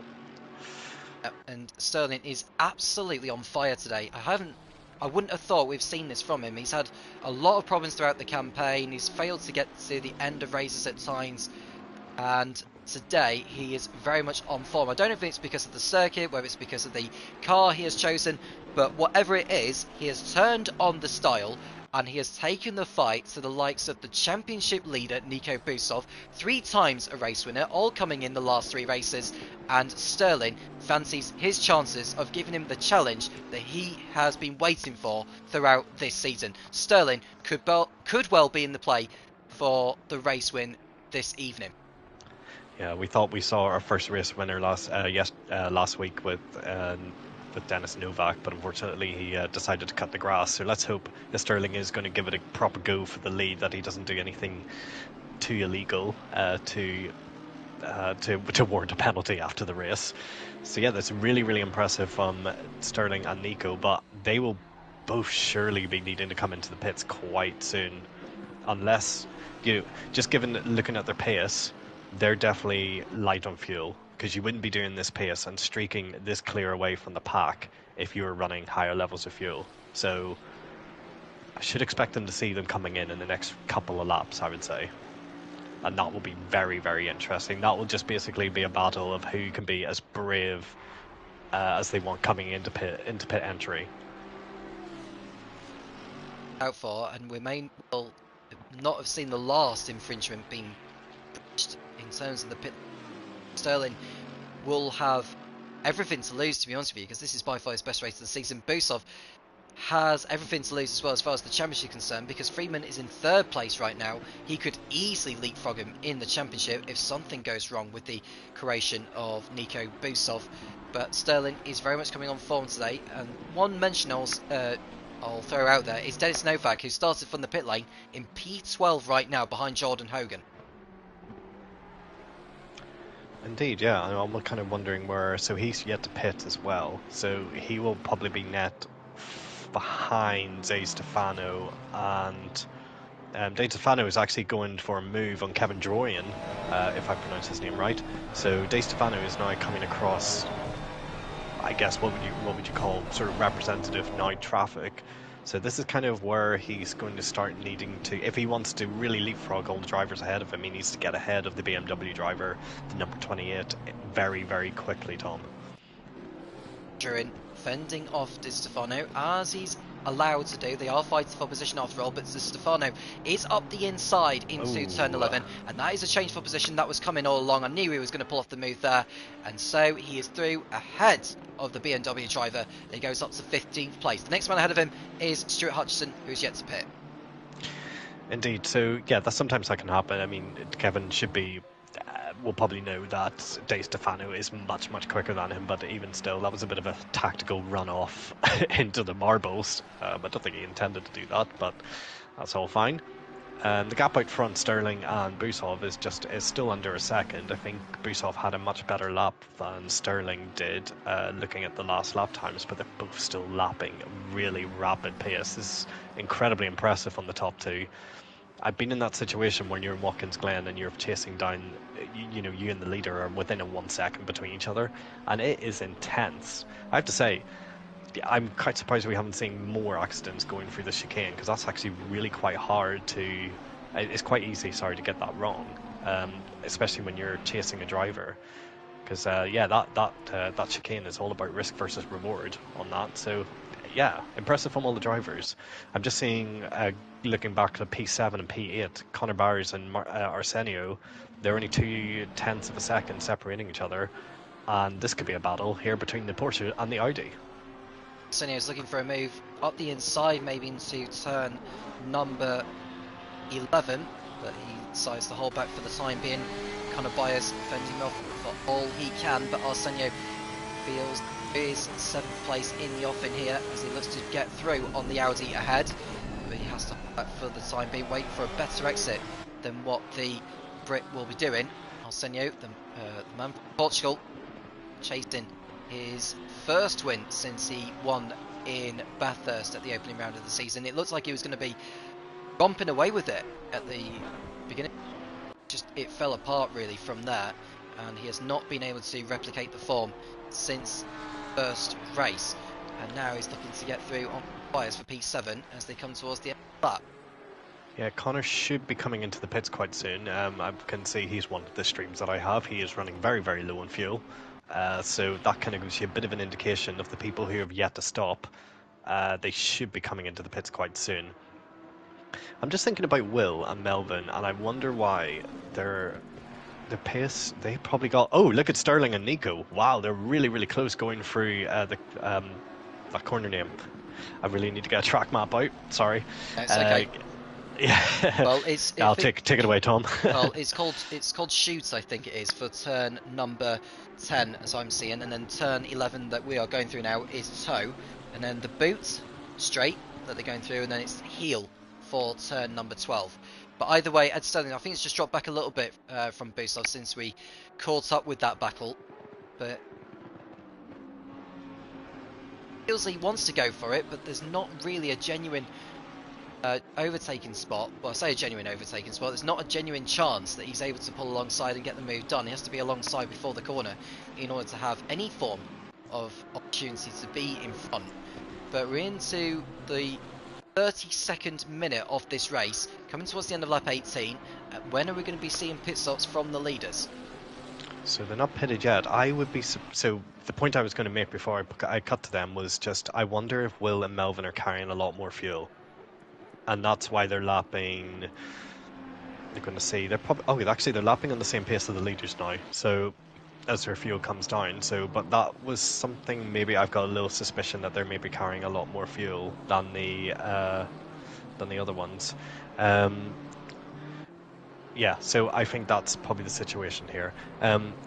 I have to jump off the have to mute myself for a couple of minutes as my girlfriend has locked herself out of my flat. So Okay. I will be back in a couple of minutes. Well, whilst you go and do that, Craig, we'll keep an eye on the actions we see in Matteo Di Stefano go for, well, think about a move on Stuart Hutchinson in the near future as he goes through ahead of Conor Byers and Jordan Hogan, who are coming into the pit lane for their first mandatory stops. There's Di Stefano up to 13th place then, after being one of the early drivers to pit in for the first mandatory stops. Stuart Hodgson, who's had a decent race so far, no shenanigans involving him throughout this one, as he looks to fend off the Italian Matteo Di Stefano, who's a race winner in the Formula Racing League last season. I think that came in Brands Hatch, as far as I remember, in season 10. He's made the good use of the second set of tyres after pitting in earlier, and he could well be in play, certainly for a top 5 finish.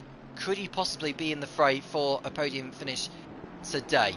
As we see, Conor Byers has dropped to 20th position by the looks of it, although it looks like he's got down a bit further than that. I think he's behind Giggle, who's ahead of him.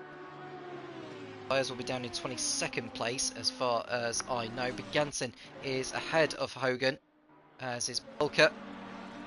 Hogan will be in 26th place, but the battle for the lead is coming alive again, with Sterling behind Busov as they approach the slalom chicane, or the bus stop chicane as Craig has been calling it throughout tonight. Morgan Grace coming into the pits for his first of 2 mandatory stops. Come through the chicane now. Sterling not able to get a move done just yet. I think the reason why he is not choosing to go for the overtake is because the more they battle, the more they will lose ground. Those who are closing in behind, i.e. Will Freeman, Melvin and Nice Shout. I am back. Sorry for that. Did I miss anything? Sorry. No, you didn't miss anything. I just kept the audience aware of what's been going on circuit. We're just saying about Sterling, he's come alive again behind Busov, but he's not going for the move just yet. Godefroy is in 6th place at Amaru Arsenio. There's Kondratsenko is yet to start, as is Sousa and Novak. Matteo Di Stefano is the highest of all those that has made a pit stop. He's running in P11 now, ahead of Stuart Hutchinson. Do you know what? I think he'll be in the lead. I think he's got a shot of being in the lead whenever when the top 10 pit. Just looking at where he is on the track, and it's about, you know, if I'm presuming that Nico and Sterling will definitely take tyres at this stop. I think there's a shout of him being in the lead. Certainly in the top 3. Well, I was just mentioning that with the pace he's setting and the gap between him and the leaders, it's possible that he could be in the lead, but when the leaders do come in, they're going to be on fresher tyres in comparison to Stefano. So you could look at it in 2 ways, but he's setting some strong pace on the tyres he's on, even at this point, given how long he's been on them. Indeed, yeah, definitely. Looks like Sterling, yeah, you're right. Sterling's definitely got runs on Nico, but he's not making a move. Well, Nico's going in and making defensive ships here, so Sterling is definitely He's definitely putting the frighteners on Nico. Whether he intends to actually overtake him is another matter entirely. But yeah, well done. This is really, really great from Sterling. What massive pressure he's putting on Nico. You can see he's trying to get a good exit coming out of turn number 9. It looks to the outside of Nico Busov going into turn number 10. Now turn 11 is where we've seen quite a few overtakes, but I think Sterling's too far back to make a lunge as Busov lives to fight another day, but for how much longer? Yeah, so you just seen Sterling is definitely going for it. There's absolutely no question about that. He is pushing. He pushed the track limits there. He went on the grass as he's pushing for the corner. So you definitely have to make sure. Oh, yeah, it just looks like the Mercedes just has a little bit more tire life. He's able just to brake a little bit later, get on the traction a little bit earlier. He's so much superior on the brakes here than Nico. It's just a shame Watkins. Oh, he needs to be really careful he doesn't go into the wall there. That's really easy to do as he gets on the grass. So when are these drivers going to pit? Surely soon. Last corner. Not this lap. Not going to be this lap, they're carrying on their way. I wonder if Will Freeman, Melvin Groves or Peter van Lyshout may decide to pit in. It doesn't look like any of them are doing so. They're staying out for another tour. So De Stefano's just done he's done a 45.3, and so he's definitely running faster than the top 2, although they've been battling. He's lapping much quicker than the top 5, apart from Melvin. Melvin's just done a really good lap time, the last one out. But yeah, Sterling's got a runner here, and Nico, Tom. He has him right on board as Ed Sterling looks to the outside. Are we going to see a change for the leader as they go side by side into the bus stop chicane? Busov holds his line as he has been doing throughout this one. Sterling has to hold back for the time being, but he is constantly hounding the Croatian lap by lap by lap, and it's just a matter of time before Busov's resistance finally is broken. You'd be surprised at how long that you can defend somebody for at Watkins Glen. You just have to take the inside really going into that corner. It's just where you can overtake people when you're this equal on pace. What you have to wait for is the other driver that you're attacking making a bit of a mess up of turn 1 and going either a little bit wide or just not quite getting on the powers quickly. So basically making a mistake in the turn 1, and then you've got that run up the hill. But even then, you have to be really, really brave on the brakes and really trusting your other competitor. So I don't envy Sterling at all here and trying to get past Nico. He's clearly the faster driver at this stage. Cross a little bit on the entry to turn 14. That won't help his cause, although he's right into the slipstream of Busov going onto the pit straight. Now, is this going to be the moment where he decides to go for it? And I think Busov, if he does decide to go for it, Sterling, I don't think Busov will fight it too much, but he stays back for the time being, will Sterling. So they come out of turn 1. Now, can he get a good exit going up the hill as they approach? It's a good exit from both of them, actually, to be fair. So, but that's good enough for Sterling. Can he get the slipstream, Tom? Can, and he's approaching the back straight once more, approaching the slalom chicane that they are coming towards once again. Busov once again holding the inside line as they approach the first of the 2 quick chicanes, and once again it's a familiar story. Busov staying ahead. Yeah, you're trying to apply the switcheroo here, but you can't really apply the switcheroo because the person who you forced into a defensive line, you still both have to take the chicane quite equally.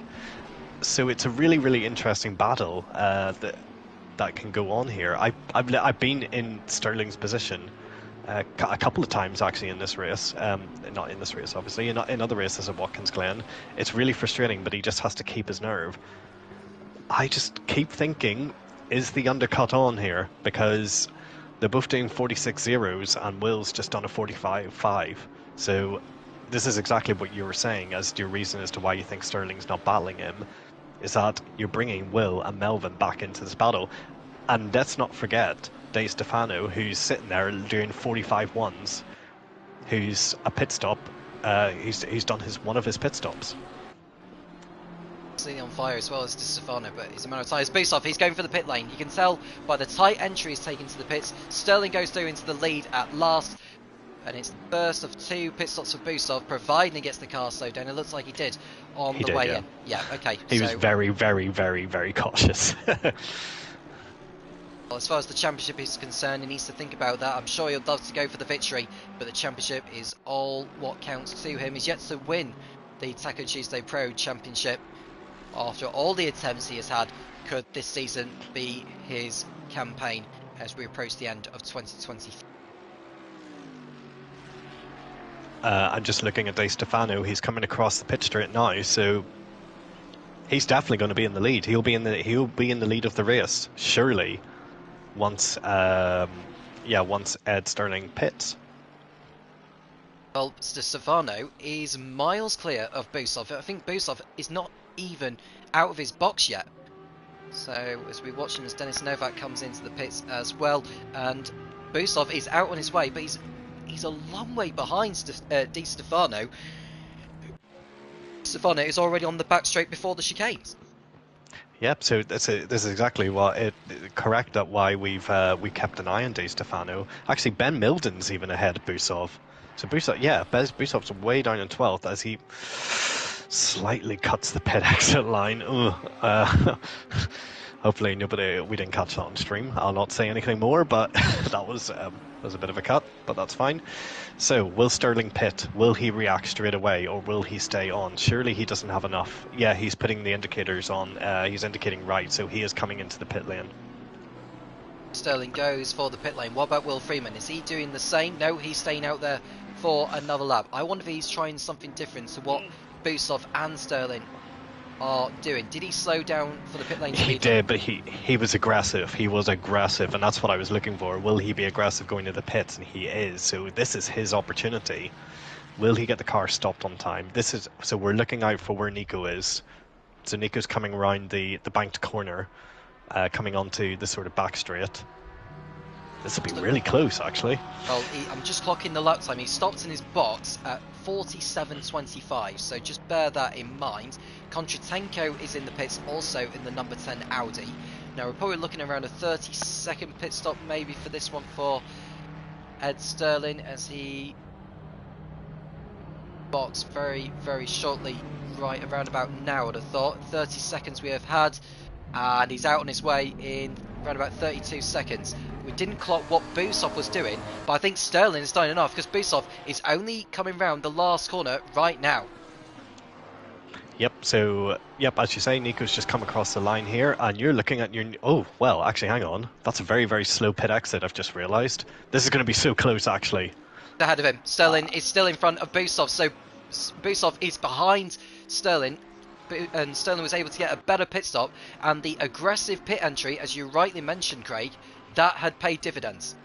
Yeah, absolutely. Nico was going about 50 kilometers an hour, just probably a good 50 meters before the pit entry, and that's all the difference. But as you say, it's the risk versus reward thing for the championship leader, as we saw with Sean Cole, who was third in the championship, probably won't be after this race now, and he got a stop-go penalty and has since retired from the race. So the big consequences if you get your stop-go here.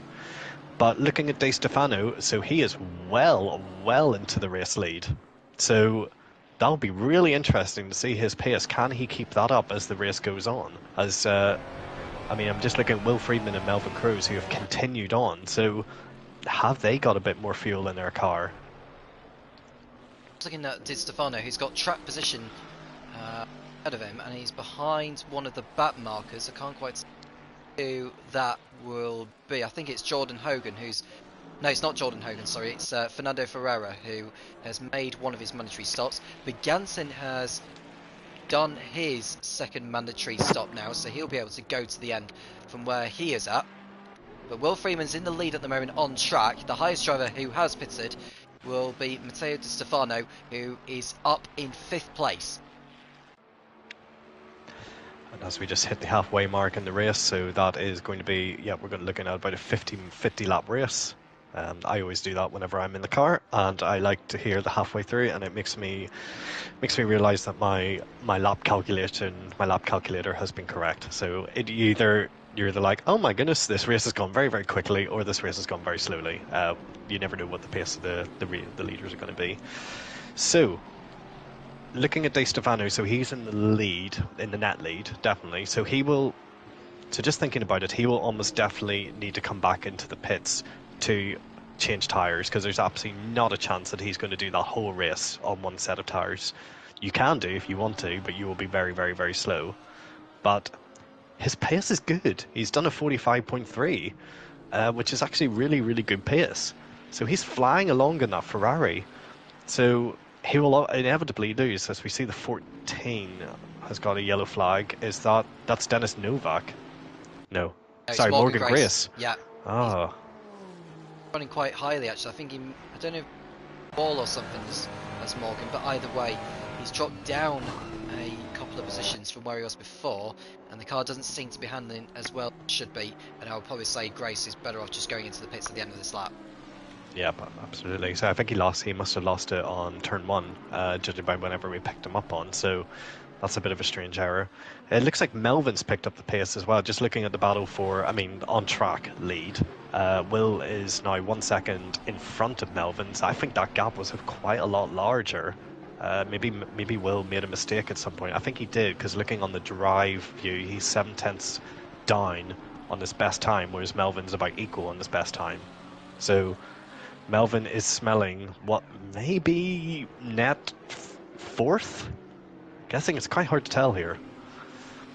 It's going to be hard to tell because everyone's on different strategies to each other. It'll be a matter of time before Di Stefano comes in for his second stop. He may not go into the lead on track right this moment. Oh, he can actually take the tyres, and I wonder start going away. Clayton, Spike, Hudson and Giggle are in the pits. Hudson has stop, I believe. That's his first one of the race that he has done.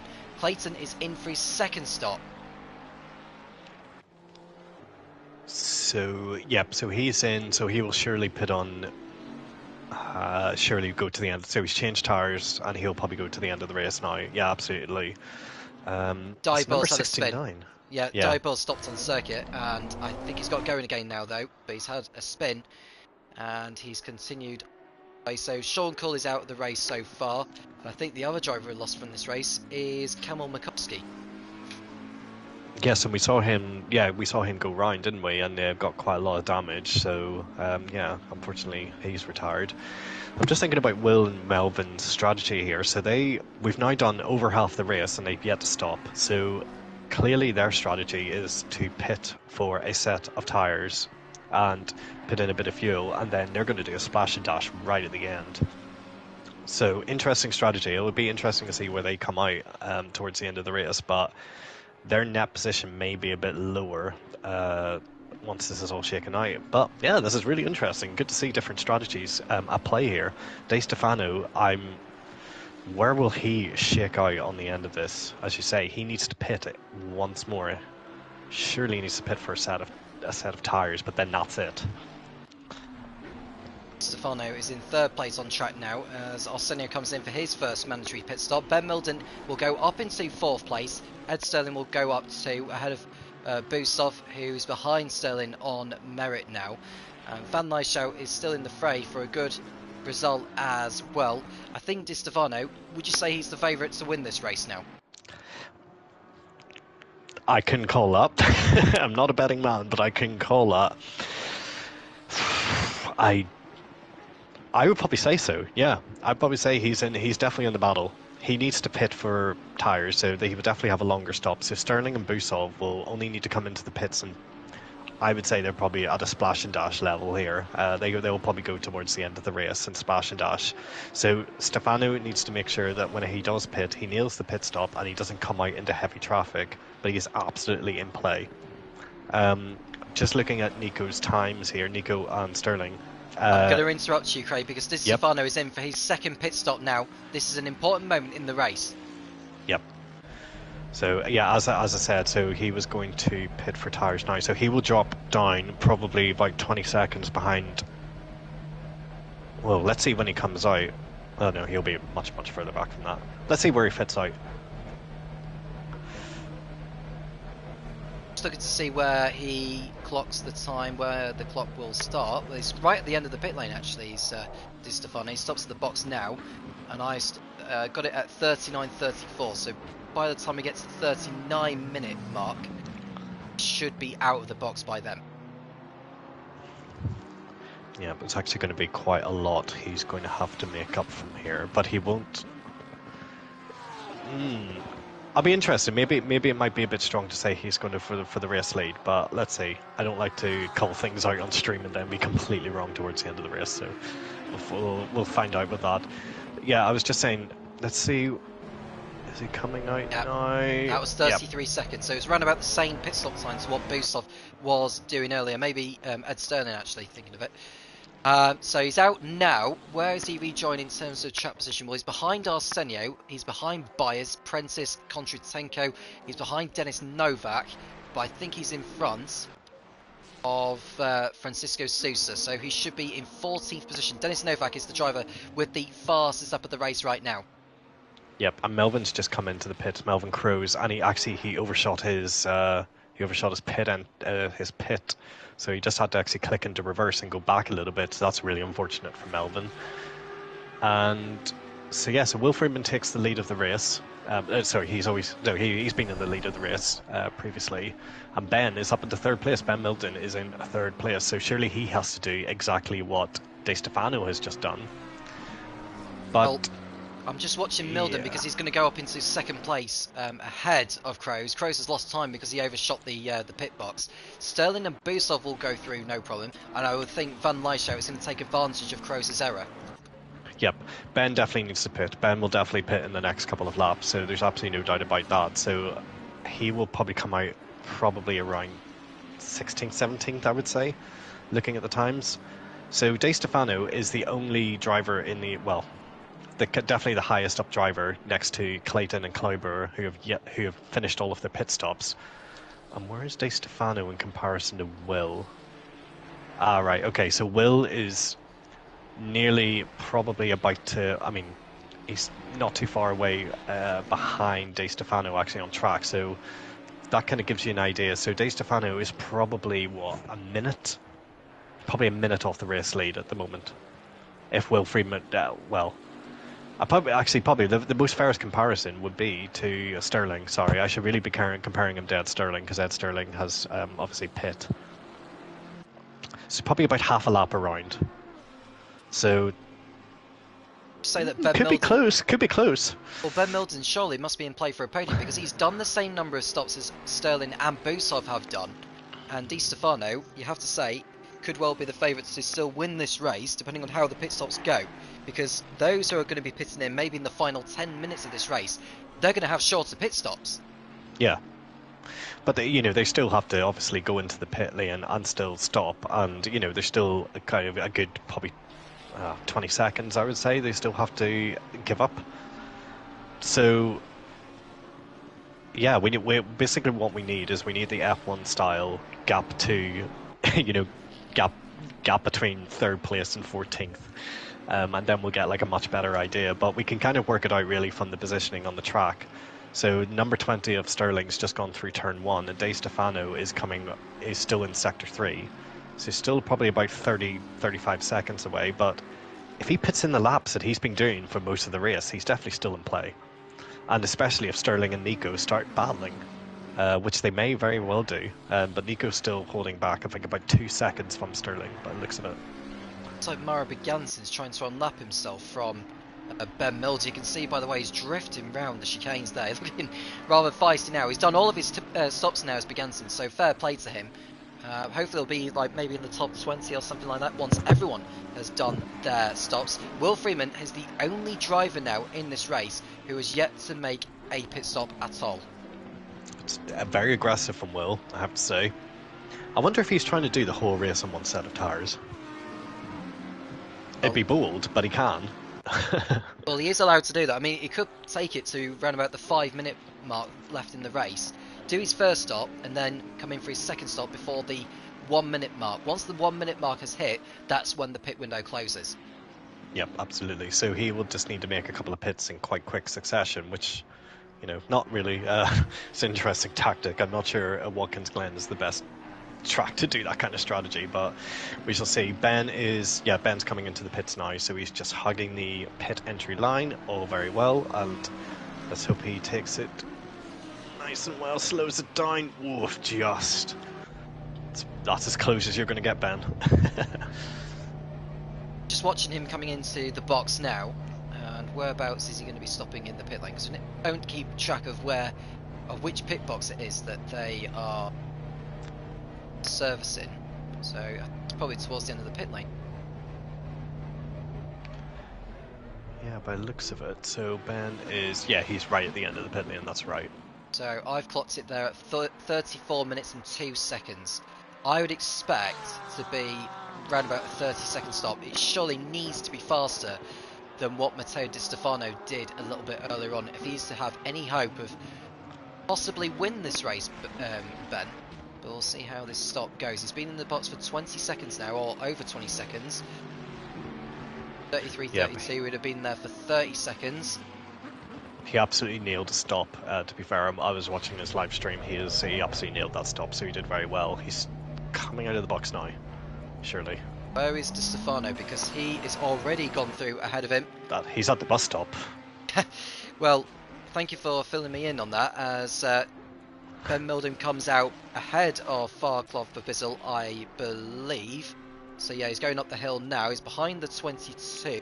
I think that's Chris Gedman, isn't it? Or is that Stuart Hutchison? I can't quite remember. It's Stuart Hutchison, actually. So he's in 16th place on track is Ben Milden. He's done all of his stops. Yeah. So Ben could be, if he keeps it clean, he could be in definitely for top 5, top 6 is potential here. Let's see how it really shakes out. We've got a bit of a battle on track between Prentice and Godefroy, from the looks of it. We haven't had an on-track battle for a bit.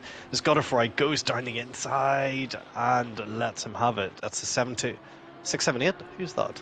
So that'll be Jack Prentice. He's been penalised for speeding in the pit lane. So that'll be a 30-second stop-and-go penalty, and that has totally ruined his race.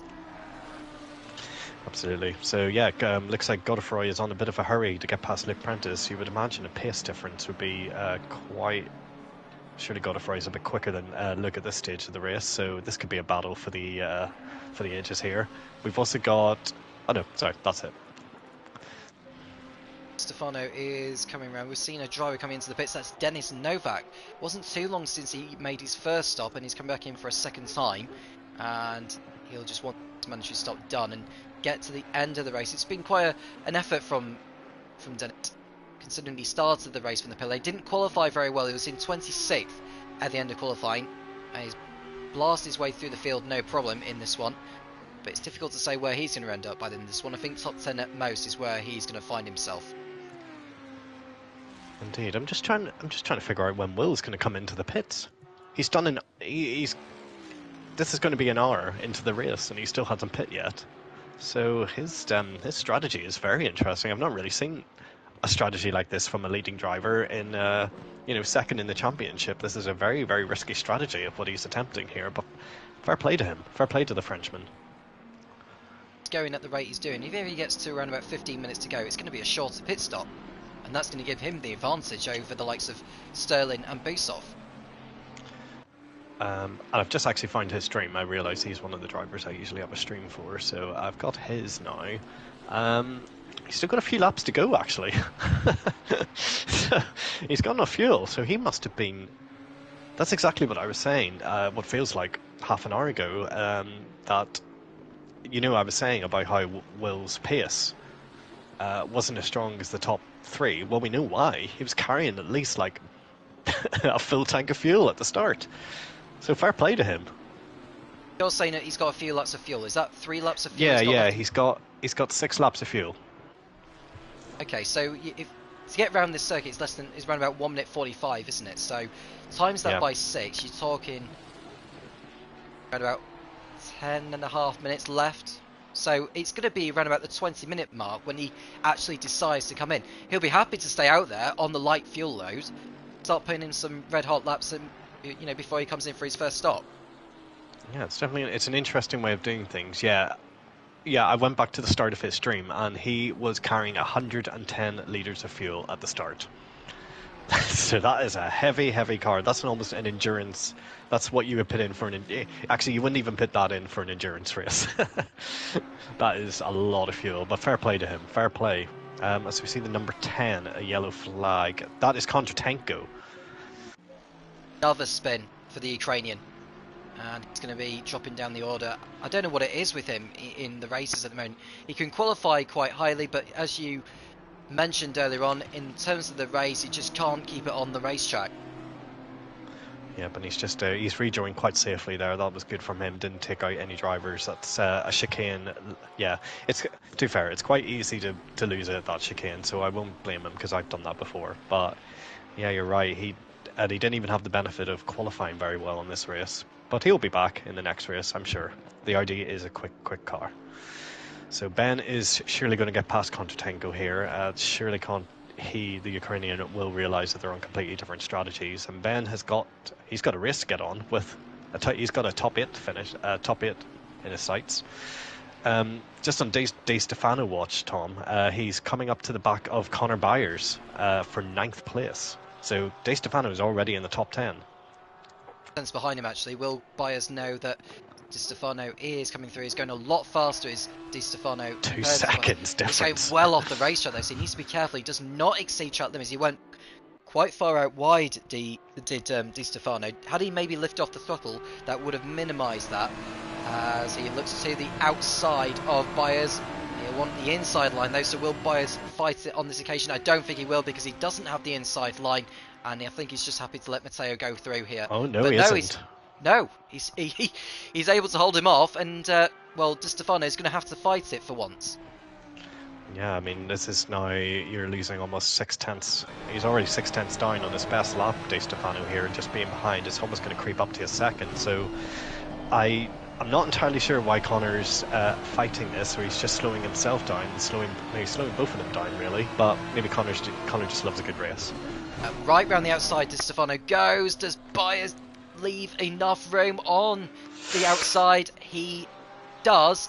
There's a 30-second stop and go penalty for the number 10, Dmitry Kontratenko, and that pretty much puts the kibosh on his race. Contact made between Byers and Di Stefano as they go through turn 12.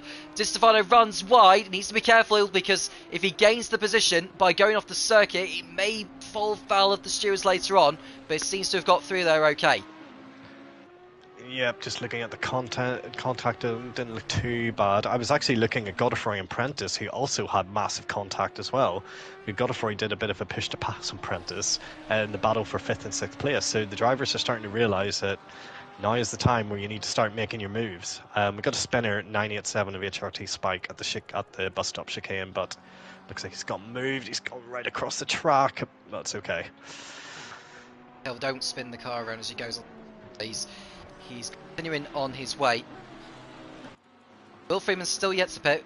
He's on lap 37. Peter van Lyshout's done his last stop now, and he's rejoined behind Sousa in 11th place on the circuit. But what a performance, you have to say, from Peter, who's been destined for a strong result, given his qualifying pace, and sometimes his race pace is there, even if he is at the back of the field through mistakes of his own or no fault of his own. But I think today has proved why he belongs in this category. Absolutely. Great to see him back up. He had a really strong race in Misano and then just sort of went missing in the next 2 races. So it's good to see him back up. I just looked on the onboard. I've actually got Connor Byers on board of that incident with De Stefano, and actually Connor got a little bit of damage from that. So I wouldn't be surprised if Lyshout got a little bit of damage as well from the contact. But minor contact between the two, so it shouldn't hamper De Stefano's progress too badly. Doesn't seem to be affecting him at the moment, as he's now 11 seconds behind Morrison, so he's got some track position to make the most of with 25 minutes of this race to go. You mentioned 50 laps, Craig. I think it could well be maybe 51, depending on the time when the leader gets round. That might buy Matteo Di Stefano some time to actually get a move on here, as Luke Prentice and Morrison come in, so at least Di Stefano won't need to worry about that. I'm just looking to see where Di Stefano started the race, Craig, at the end of qualifying, as I'm just looking back on the street to see. I'll have a look at that, yeah. Well, he was in 7 at the end of that, or something like that? He was 7th, yeah, he started 7th. Okay, so he was 7th on the grid, was Di Stefano. He came into the pits within the first few laps, not at the end of the first lap, but I think either the end of lap 2 or 3. Prentice and Arsenio have completed their stops now. Prentice is just leaving his box now, and Di Stefano is up to 6th place on track behind Jeffrey Godefroy. Still no sign of Will Freeman pitting in just yet. I think he'll be in within the next 2 laps, I'd have thought. And another stop and go penalty, and it's to the other apprentice of Luke for speeding in the pit lane. That'll be an interesting dinner conversation between those two. Where, how bad was your stop and go penalty? Yeah, I'm actually just looking at Will Friedman's times, and they're not too bad, you know. Sterling he's going to come across a line. Yeah, he's done a 45 flat actually. So Will did a 45.5, and Sterling's done a 45.0, and Miko's done a 45.4.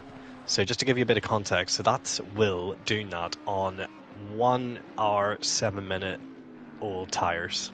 Fair play to him. That is some mad tire management that he's doing in that car. Takes some effort and experience. Will Freeman, one of the most experienced drivers within the FRL. I think he's been around since the FRL had begun at the beginning of 2021. And the Taco Tuesday series has put on a treat in its 11th season, and we've got another stop and go penalty, and it's Ferrara this time, so that's another stop and go penalty. That'll be for speeding. Is that for speeding in the pit lane? Is it just been in the pits? No. Yeah, it would be. Yeah, it would be speeding the pit. Yeah, it would be speeding in the pit lane. That's how you get a stop and go penalty in this game, unless there's another way. Yeah, well, I was just thinking track limits, but that feels more like drive-through penalties rather than speeding in the pit lane.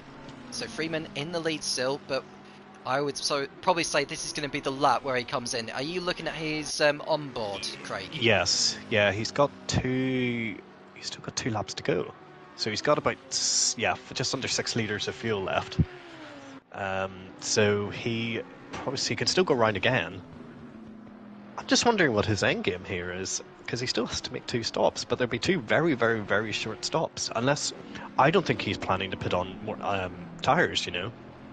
And he's doing lap times that are not, they're around about what Busov is definitely doing, so he's not losing time by doing it this way. Really interesting. It'll be really interesting to see where he filters out after all of this. Di Stefano is actually nearly a lap behind Will Freeman, despite completing both of his stops. So it's going to be really nip and tuck between Freeman and Di Stefano to see where they end up after the pit stops. Di Stefano's got to get a move on though, because he's got some clean air in front of him and he needs to make the most of it, as already mentioned. Yeah, but I'm just going to have a look at his lap time. So Di Stefano is doing a 44.9 in the last lap. So he holds the fastest lap of the race, a 44.2. He probably ought to be. It's just on a 44.8, which is actually, it's still a good lap time. It's not rapid by any it's just about faster than Sterling, what Sterling's managing at the moment. So, yeah, I mean, really, it'll be interesting to see where Sterling comes out. Sterling and Nico come out once they make their pits. It's gone over the line as Byers and Hogan come in for their second and final stops. We're on lap 40, so he'll have completed 40 laps on a set of tyres. Will Freeman. Ed Sterling, who is further back in second place, is just going through turn number 12. He's ahead of Busov, but only by 1.7 seconds. Melvin Crowe's in 4th place after that error in the pits where he overshot his garage. Jeffrey Godify 5th, and it's Matteo Di Stefano in 6th position, who's nearly a lap behind Will Freeman, who is just going through turn 9, and Di Stefano's just going through turn 11. Yep, Connor Barriers has just come into the pits. Sorry if I don't know if you mentioned that, but he's come out in, he's 12th place actually, 13th, as the leaderboard keeps updating. So that's a good position. That might, 14th now, keeps updating. So Connor's just come into the pits, so surely until the end of the race. I don't think I've ever seen this in a 90-minute race from Will Freeman. This is next level stuff. This is taking alternative pit strategies to the extreme. He's certainly enjoying himself out there. We've got 20 minutes to go. He hasn't made a pit stop yet, but he will be in at the end of this lap. Is it showing the pit indicator on his dashboard? Yes, it is. Yeah, so he'll almost be definitely pitting. And he is. Yeah, he's taking the tighter line to the last corner, which you are obliged to, as advised by the FRL. And he comes in, looks rather cautious going over the line there, which is fair play to him. Matteo Di Stefano with the fastest up of the race now, I'll let you find what that time is, Craig, as we watch Freeman come in for his stop. We'll keep a clock on the pit stop time. Yep, so let's see what he does. I'm just going to check. De Stefano did a 44.2. That was his fastest lap. So that is rapido. So the question is, how much fuel will Will put in? He'll probably put in enough fuel to do him to the end of the race. He's not pitting for tyres, I can tell you that much. So he's not changing for tyres, so he is going to do this entire race on one set of tyres. I just want to shout out, actually, the battle for the lead. 15 seconds. Sorry, I'm going to interrupt you there, Craig. 15 seconds was the stop for Will Freeman, and he's out on his way. Francisco Sousa had a spin also at turn 9, but has continued. I'll let you resume where you left off. Look at Nico and Sterling. So the battle for, what is surely the net lead. Well, you say that. Will Freeman is actually out in front of both of them. Yeah, absolutely. Yeah, he's in front of them is Will Freeman. So the race has turned on its head most certainly, and what looked like a battle for the lead between Nico Busov and Ed Sterling could well be a battle for the final podium position, or even for 4th or 5th places. Has Will played himself into a race win here? Well, Will. Oh, I don't know how to call this. I really don't know. This is a strategic. If Will wins this race, it is an absolute strategic masterclass. Well, it was. He's managed his tyres well in the early stages, hence why I don't think he was pushing as much as Ed Sterling was. And Ed Sterling is now having to fend off Nico Busov as they approach turn number 11. Indeed. So, yeah, Nico's just gotten right up to the back of Sterling. Did Sterling have a bad lap? Yeah, he did. So Sterling did a 45.7 in the last lap, which is about a second slower than what you would normally expect. And, well, Nico just also had a rapid lap. My question is, Will Freeman's lap times, what are they going to be like? They are going to be not great. He's got a 7-second gap to Sterling. So this is his out lap, don't forget, Craig. So yeah, absolutely, yeah. Going over the line now. I was just going to say the gap is 7 seconds as it appears on the driver tracker. So, and then, okay, I don't know. I can't call this. It's difficult to say, but it depends on how the likes of Freeman, Sterling, and Busov play this one. In regards to what Di Stefano and maybe Van Lieshout, because Van Lieshout is only 13 seconds behind Di Stefano. I'd like to think that Freeman, Sterling and Busov will get out in front of Van Lieshout, because they will make far quicker pit stops than what Van Lieshout has done. What actually is a good marker is how long did that pit stop take for Will? Like, what was the pit loss? It was 15 seconds was the stop. So if you want to add that on to the timing of the pit entry, I don't know how long it would be. We've lost the 22 that's in the pits. That is Stuart Hutchinson, I believe, who's had an off somewhere, and he's back in the pits. What a shame, because he was running quite highly as well. Indeed. So I'll just clock how long it takes for Will's total stop, and I'll let you know, including pit coming into the pits. Sterling and Busov are in a fight of their own for second place on track as they go through turn 12, and Sterling is able to fend off on this occasion. It'll be a matter of time before Busov makes a move. Does Busov think about this race now, or does he think more of the championship? Knowing Busov, he likes a good race. He is very, very good. Oh, Sterling drifts his way through turn 14. Sorry to interrupt you in there again, yeah. Craig, but Sterling got out of shape, but gathered it all up. Oh, well played. Absolutely.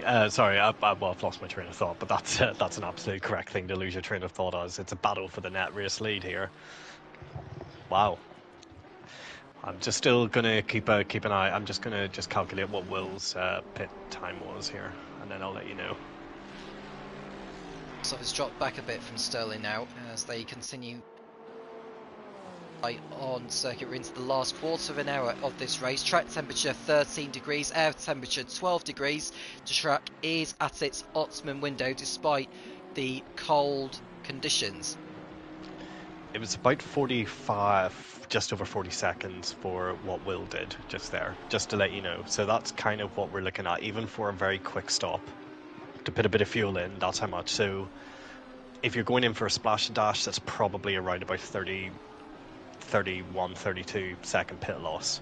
So that's kind of what we're looking at, really, in the context of De Stefano. So De Stefano, we need to find out if I'll try and look and see if there's any way of finding out what the gap is between De Stefano and the top guy, basically. And that'll give us the best indication, I think. Just looking at Will Freeman, I mean, have you picked up on how much fuel went into Will Freeman's car? Yes, he put in. Currently he's got 12 laps of fuel. So he's definitely put in enough fuel towards the end. So whenever he comes in, he'll probably put in a token measure of like 1 liter and come straight back out again. So I reckon De Stefano will come out. I think he will probably be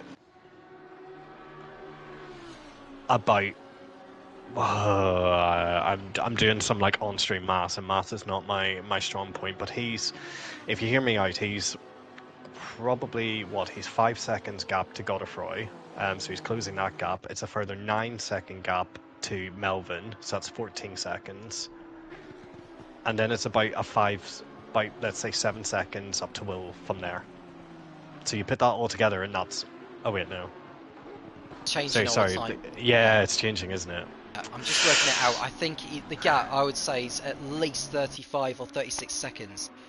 Or 40 actually, if you take Stefano's gap behind Godefroy. So you're looking at around 40 to 41 seconds. So it's going to be very close when Will Freeman comes in. Now, Will Freeman, who has yet to... Well, he's won this season in Laguna Seca. He's his second win of the campaign, and close in on Busov in the race for the title, with 3 races still to go at the end of this season. Those rounds being at Alton Park, Zandvoort and Indianapolis, the season finale on December the 12th. So De Stefano needs some really good lap times, basically, and I wonder if Busov and Sterling are clocking onto this, because if they battle, they're throwing away a podium, both of them, easily. So they both need to continue doing the lap times that they're doing. Otherwise, they are just throwing away. They need to be basically sort of matching his lap times, which they are. Will's just done a 46.5 compared to a 45.1 from Sterling. So Will is, unfortunately, those tires are starting to go off quite rapidly now, and I'm not really surprised. Only 4 seconds clear of Ed Sterling, and is he going all aggressive on the tyres that he is on? He must be, yeah. It's quite a cool. Maybe he's done the calculation of like what's the track temp? The track temp is about 11 degrees, isn't it? So it's a cold track. Oh, sorry, 13 degrees. 13 degrees track temperature. Godefroy's just come into the pits there, so that promotes De Stefano up into 5th place. Expecting to have a really short pit stop. It'll be less than 15 seconds. I'm quite sure that will be the case. I've clocked out at 10:44 when he stopped, so he should be out by the 10:30 mark. And actually, in fact, he's out about 6 seconds, or 6 seconds and a bit. So that is a strong pit stop there from Jeffrey Godefroy, and that should get him out in front of Josh Clayton, who's just coming out of the last corner. So he will rejoin in 9th position. Indeed, and that kind of makes our job a little bit easier in trying to call where De Stefano is. So we're looking at his gap to Melvin, and Melvin's a good 10 seconds behind Busov. So we need to see De Stefano's gap to Melvin, and then we'll have a much better idea of whether De Stefano can achieve something special here. But yeah, Sterling and Busov are rapidly closing in on Will at this moment in time. Sterling and Busov closing in on Will Freeman. I'm just looking at Dennis Novak because he's a lap behind the race leader. He's done all his stops, and he looks like he's begging to unlap himself from Will Freeman, but he won't want to waste any time because he'll have the likes of Jordan Hogan and Mario Beganson to close in. in terms of who your driver of the day has been so far, I know we've got 10 minutes or so to go, but who would you say has done an astonishing job this evening? Well, it has to be Will Friedman. I have to applaud the audacity of the pit strategy. Where he's going to end up is another matter entirely, but I just have to applaud that. Yeah. I would say Sterling is a close second, just coming across some diabole here. Yeah, I would say between Will and Sterling, I would say. See Busov and Sterling going toe to toe now, but they don't want to be battling. Oh, that was a little bit of a nudge there from Busov. I think he was caught by surprise by how much Sterling had to brake, or how early he braked, but that will have cost Busov and Sterling a little bit of time, I would have thought. Yeah, this is where they both need to be very, very careful. Nico smells a win here. If he gets past Sterling, this is obviously a win. They still need to obviously go up and catch Will Friedman, but presuming his lap times continue falling, although he did a 45.9 last time round, which isn't a terrible lap time, given the age of his tyres.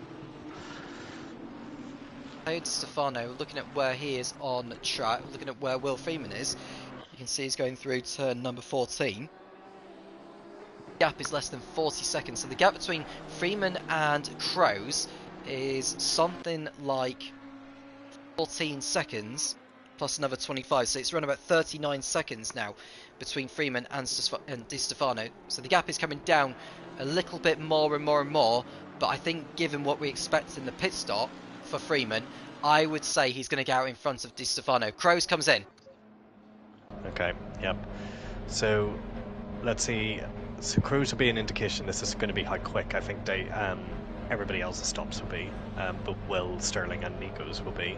Di Stefano's done a 45.0, so he's lapped half a second quicker. He needs a lot more than that in these closing stages. Has done his stop. He's out in 7 seconds. That's a nice, quick pit stop for him. Di Stefano goes through ahead of him. I think Kroos will be out in front of Van Lyshout in 5th place.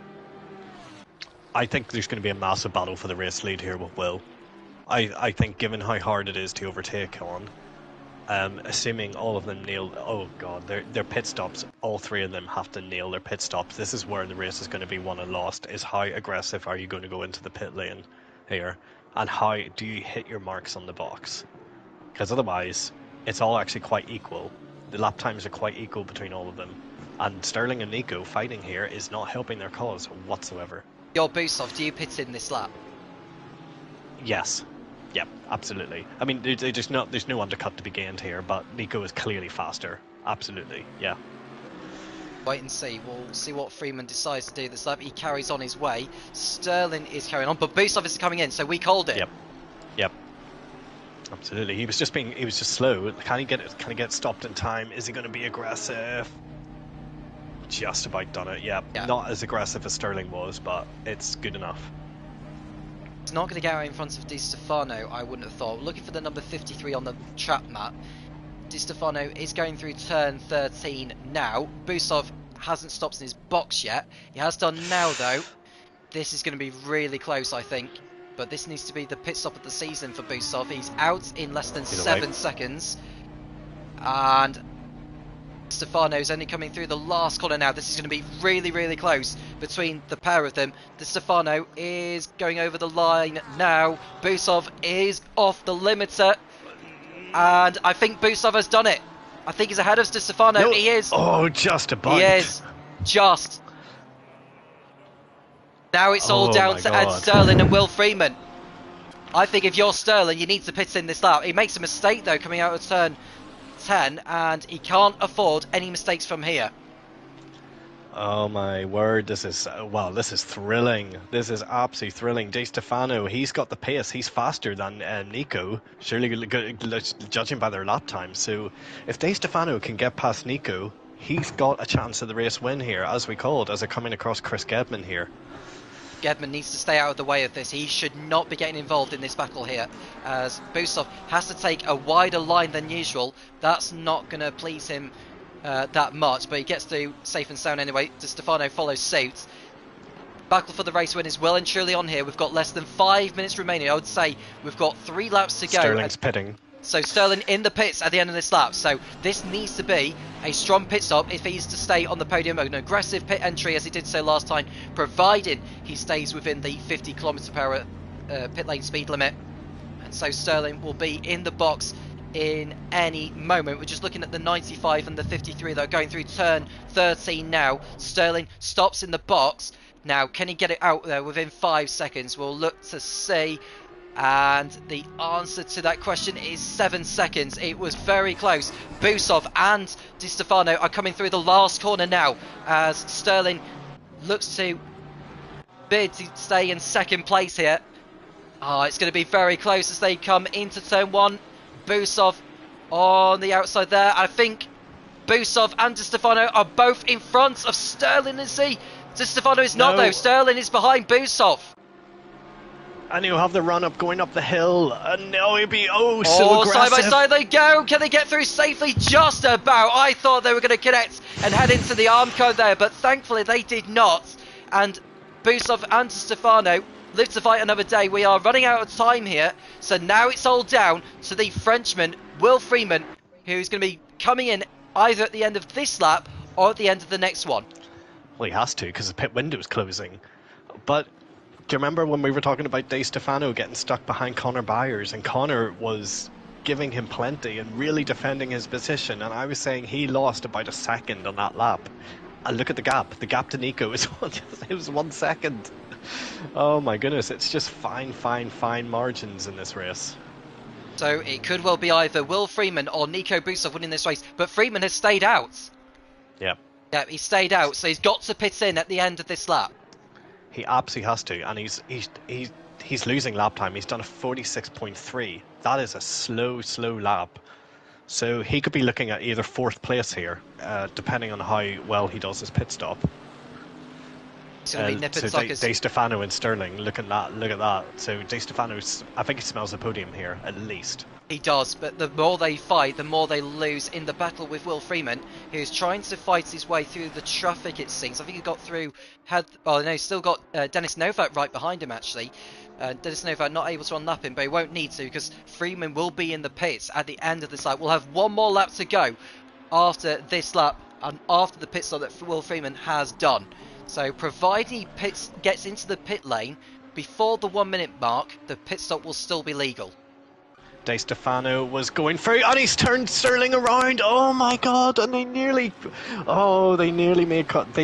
put each other into the wall there. Di Stefano got into Sterling. It's what we almost feared happened the lap before. Di Stefano just did it, and Sterling, I don't know how he didn't spin around and hit the wall there, but he's still going, and he's flashing the lights to Di Stefano. Yeah, I don't know if that was a praise or whether that was a sign of what on earth were you doing. You should not have barged me out of the way. We only caught the end of that, to be honest with you, but Di Stefano is up to 3rd position in the number 53 Ferrari, and can he go after Nico Busov and Will Freeman, as Freeman will be pitting in at the end of this lap, and now this needs to be the pit stop of the season for the number 63 Lamborghini as he heads in.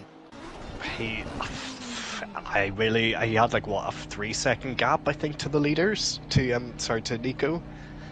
And he's lost about a second, like 1.3 seconds, as the pit window closes as he's in the pit lane. So he really cut that fine, didn't he? Yeah, he did. I think he had about 5 to 10 seconds to spare, really. So he stops in the box. He's going. Oh my goodness, this is going to be... I think he's got it. Well, we'll wait and see as he stops in the box now. The crew go to work. Stops at 38 seconds. And he should be out. He's out within 5 seconds. Is that enough? He leaves the pit lane now. Nico Busov is there, but Will Freeman has done it. He's rejoined in the lead with 1 lap to go here in Watkins Glen. Oh my word, I couldn't believe it. Will has done it. Surely, unless he doesn't make any mistake in this final lap, he's got the race win. One unbelievable strategy from the Frenchman. That's unbelievable. Phenomenal stuff there from Will Freeman. He needed that so much. He'll only cut down the gap so slightly, but it's the result he needed, and at least he's given Busov a fight for his money today. Will Freeman making the strategy work all the way through. He went a whole hour, more than an hour, on the first set of tyres, went far enough on the second set, all the way cutting it fine, getting through to the pit entry before the pit window closed.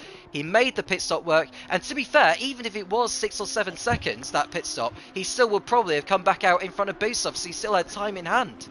No, he nailed it. And no, I mean, no, he has not changed tyres this whole race. So he hasn't changed tyres. He's done the whole race on one set of tyres, a 90-minute race. It's unbelievable. It's amazing. Unbelievable Oh, wow. stuff from Will Freeman, and he's about to complete the final lap. He can afford to back off a little bit now, because he's only got a few more corners to get through. We're in for a grandstand finisher in Watkins Glen. Sorry, I was thinking of another circuit there. It's been a long night. But Will Freeman is about to come through to take his second win of the season.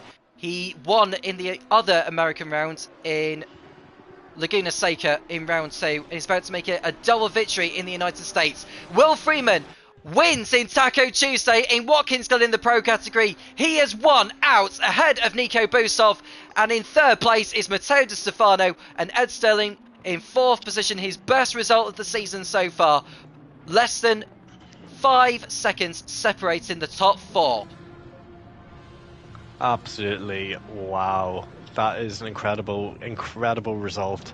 De Stefano, we tipped him for the race lead. He was only about 3.5 seconds away from the lead at the end of all of that. Amazing, incredible result. As all the drivers now come across the line. Melvin Krause coming out in 5th place, ahead of Peter van Lyshout, his best result of the season, or one of his best results of the season so far. Ben Milden 7th, ahead of Mauro Osenio. Jeffrey Godefroy crossing over the line in 9th place. Josh Clayton, despite qualifying on the second row of the grid, has to make do with 10th place, but he'll take that for the sake of the points. Connor Byers in 11th, ahead of Giggle. And then we've got Michael Klyboa, who's had to settle for 13th place. Dennis Novak, 14th. He was 2nd last week, but it's 14th today. Jordan Hogan on debuts 15th, ahead of Mauro Beganton, who's closed him down in the final laps. Farcliffe Abyssal, I think that's his best result of the season, in 17th place. He will be the last driver on the lead lap. But there is your race winner. It is Will Freeman in the number 63 Lamborghini in Taco Tuesday in the Pro category in Watkins Glen. I stand by my driver of the day then. It's Will Freeman. I said earlier on, only about 20 minutes ago, if he pulls this off and wins this race, it is a strategy masterclass, and I agree with that. Still now, that is an incredible result. I think that's probably one of the most impressive wins I've ever seen on FRL, easily. And you have to, bearing in mind who he's racing against and where he was starting the race as well. It's an incredible result. I have to give all my credit to him. Beat Nico, he beat some really incredibly fast drivers on this day. I have to give a shout out to De Stefano. It was actually a really, really good punchy strategy from him. He made it work. He did really well. And to be fair, I think that's a couple of laps worth of traffic is what separated him from another astonishing victory as well. And Ben Milden, who was on the same strategy as De Stefano as well, has gotten in top 7. So that's brilliant work from him. Yeah, some amazing drives. That's really fantastic. Great. Well done, Will Freeman. Let's run down on the race result then, Craig. After a brilliant race, Will Freeman wins with Nico Busov 2nd, Matteo Di Stefano first podium of the season ahead of Ed Sterling, Melvin Krause, Peter van Lyshout, Ben Milden, Mauro Senio, Jeffrey Godefroy and Josh Clayton rounding out the top 10. Connor Byers ahead of Matthias Giggle in 11th and 12th, Michael Klyboa 13th ahead of Dennis Novak, Jordan Hogan a fair effort in 15th place at Amara Begantin, Falco Pistol, Morgan Grace, Adam Shaw and Arkadiusz Michalka rounding out the top 20. We've got Kevin Druin ahead of Luke Prentice, Francisco Sousa, Dmitry Kontratenko after that penalty and at 24th. Then it's Chris Faster ahead of Jan Spike, Fernando Ferreira, Bas Brinkoff, Chris Gedman who is 29th. Jack Prentice didn't take the checker flag, so I'm not sure he'll keep that point. If he doesn't, that'll go to Matthias Dybel. Stuart Hutchinson didn't finish, neither did Cameron Makowski or Sean Cull. Well, still speechless. Brilliant. Absolutely brilliant. Let's have a look at the championship standings then, because the gap has come down by a couple of points, I think, between Busov and Freeman. And the gap was 17 points. That has come down to 15. Sean Cull not scoring means he loses third place in the championship to Morgan Grace, who moves up. and Arsenio, I don't think he moves up the order despite where he has finished. So the gap in the championship is 15 points, and it looks like a two-horse race for the title in all fairness. So going into the last 3 rounds of the season, the next round being at Alton Park, we return to the UK. How do you think that's going to fare out for the drivers? At Oldham Park is an incredibly tricky track. That is going to be quite similar to Snetterton, I would say, in terms of its layout and potential for incident and cutting across grass and other things like that. But yeah, no, I'm looking forward to it. That is, we've had 2 stonking races, so I can't wait for the next one. Well, if you thought that was wonderful and you think you fancy a go at the Formula Racing, they do have a look at all the championships that the Formula Racing League has to offer in both PC and in PlayStation. They're all in the YouTube description, including Taco Tuesday that we have just had this evening. You can follow us on Instagram. The link is in the description as well. There's a Discord server and Patreon in case you wish to. And if you haven't liked or subscribed to the channel and want to keep right up to date with all the races that are happening that are streamed live on the YouTube channel, then do please make sure you press that subscribe button. And this is that happening, including this time next week. Craig, I want to say a huge thank you for joining me in the commentary position and providing all the insight and analysis with what's been going on this evening with the driver on boards, how the drivers have been doing whilst streaming from our perspective.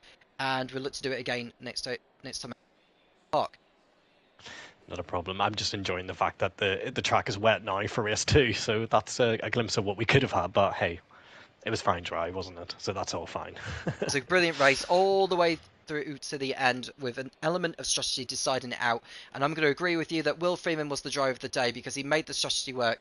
It looked like, from the front row of the grid, I think it started on the front row of the grid, did Will Freeman, but he went on a different strategy to what Nico Busov and co did, and it paid dividends. It's helped him in the championship slightly, but he needs a whole lot more to go his way if he's to be champion this season.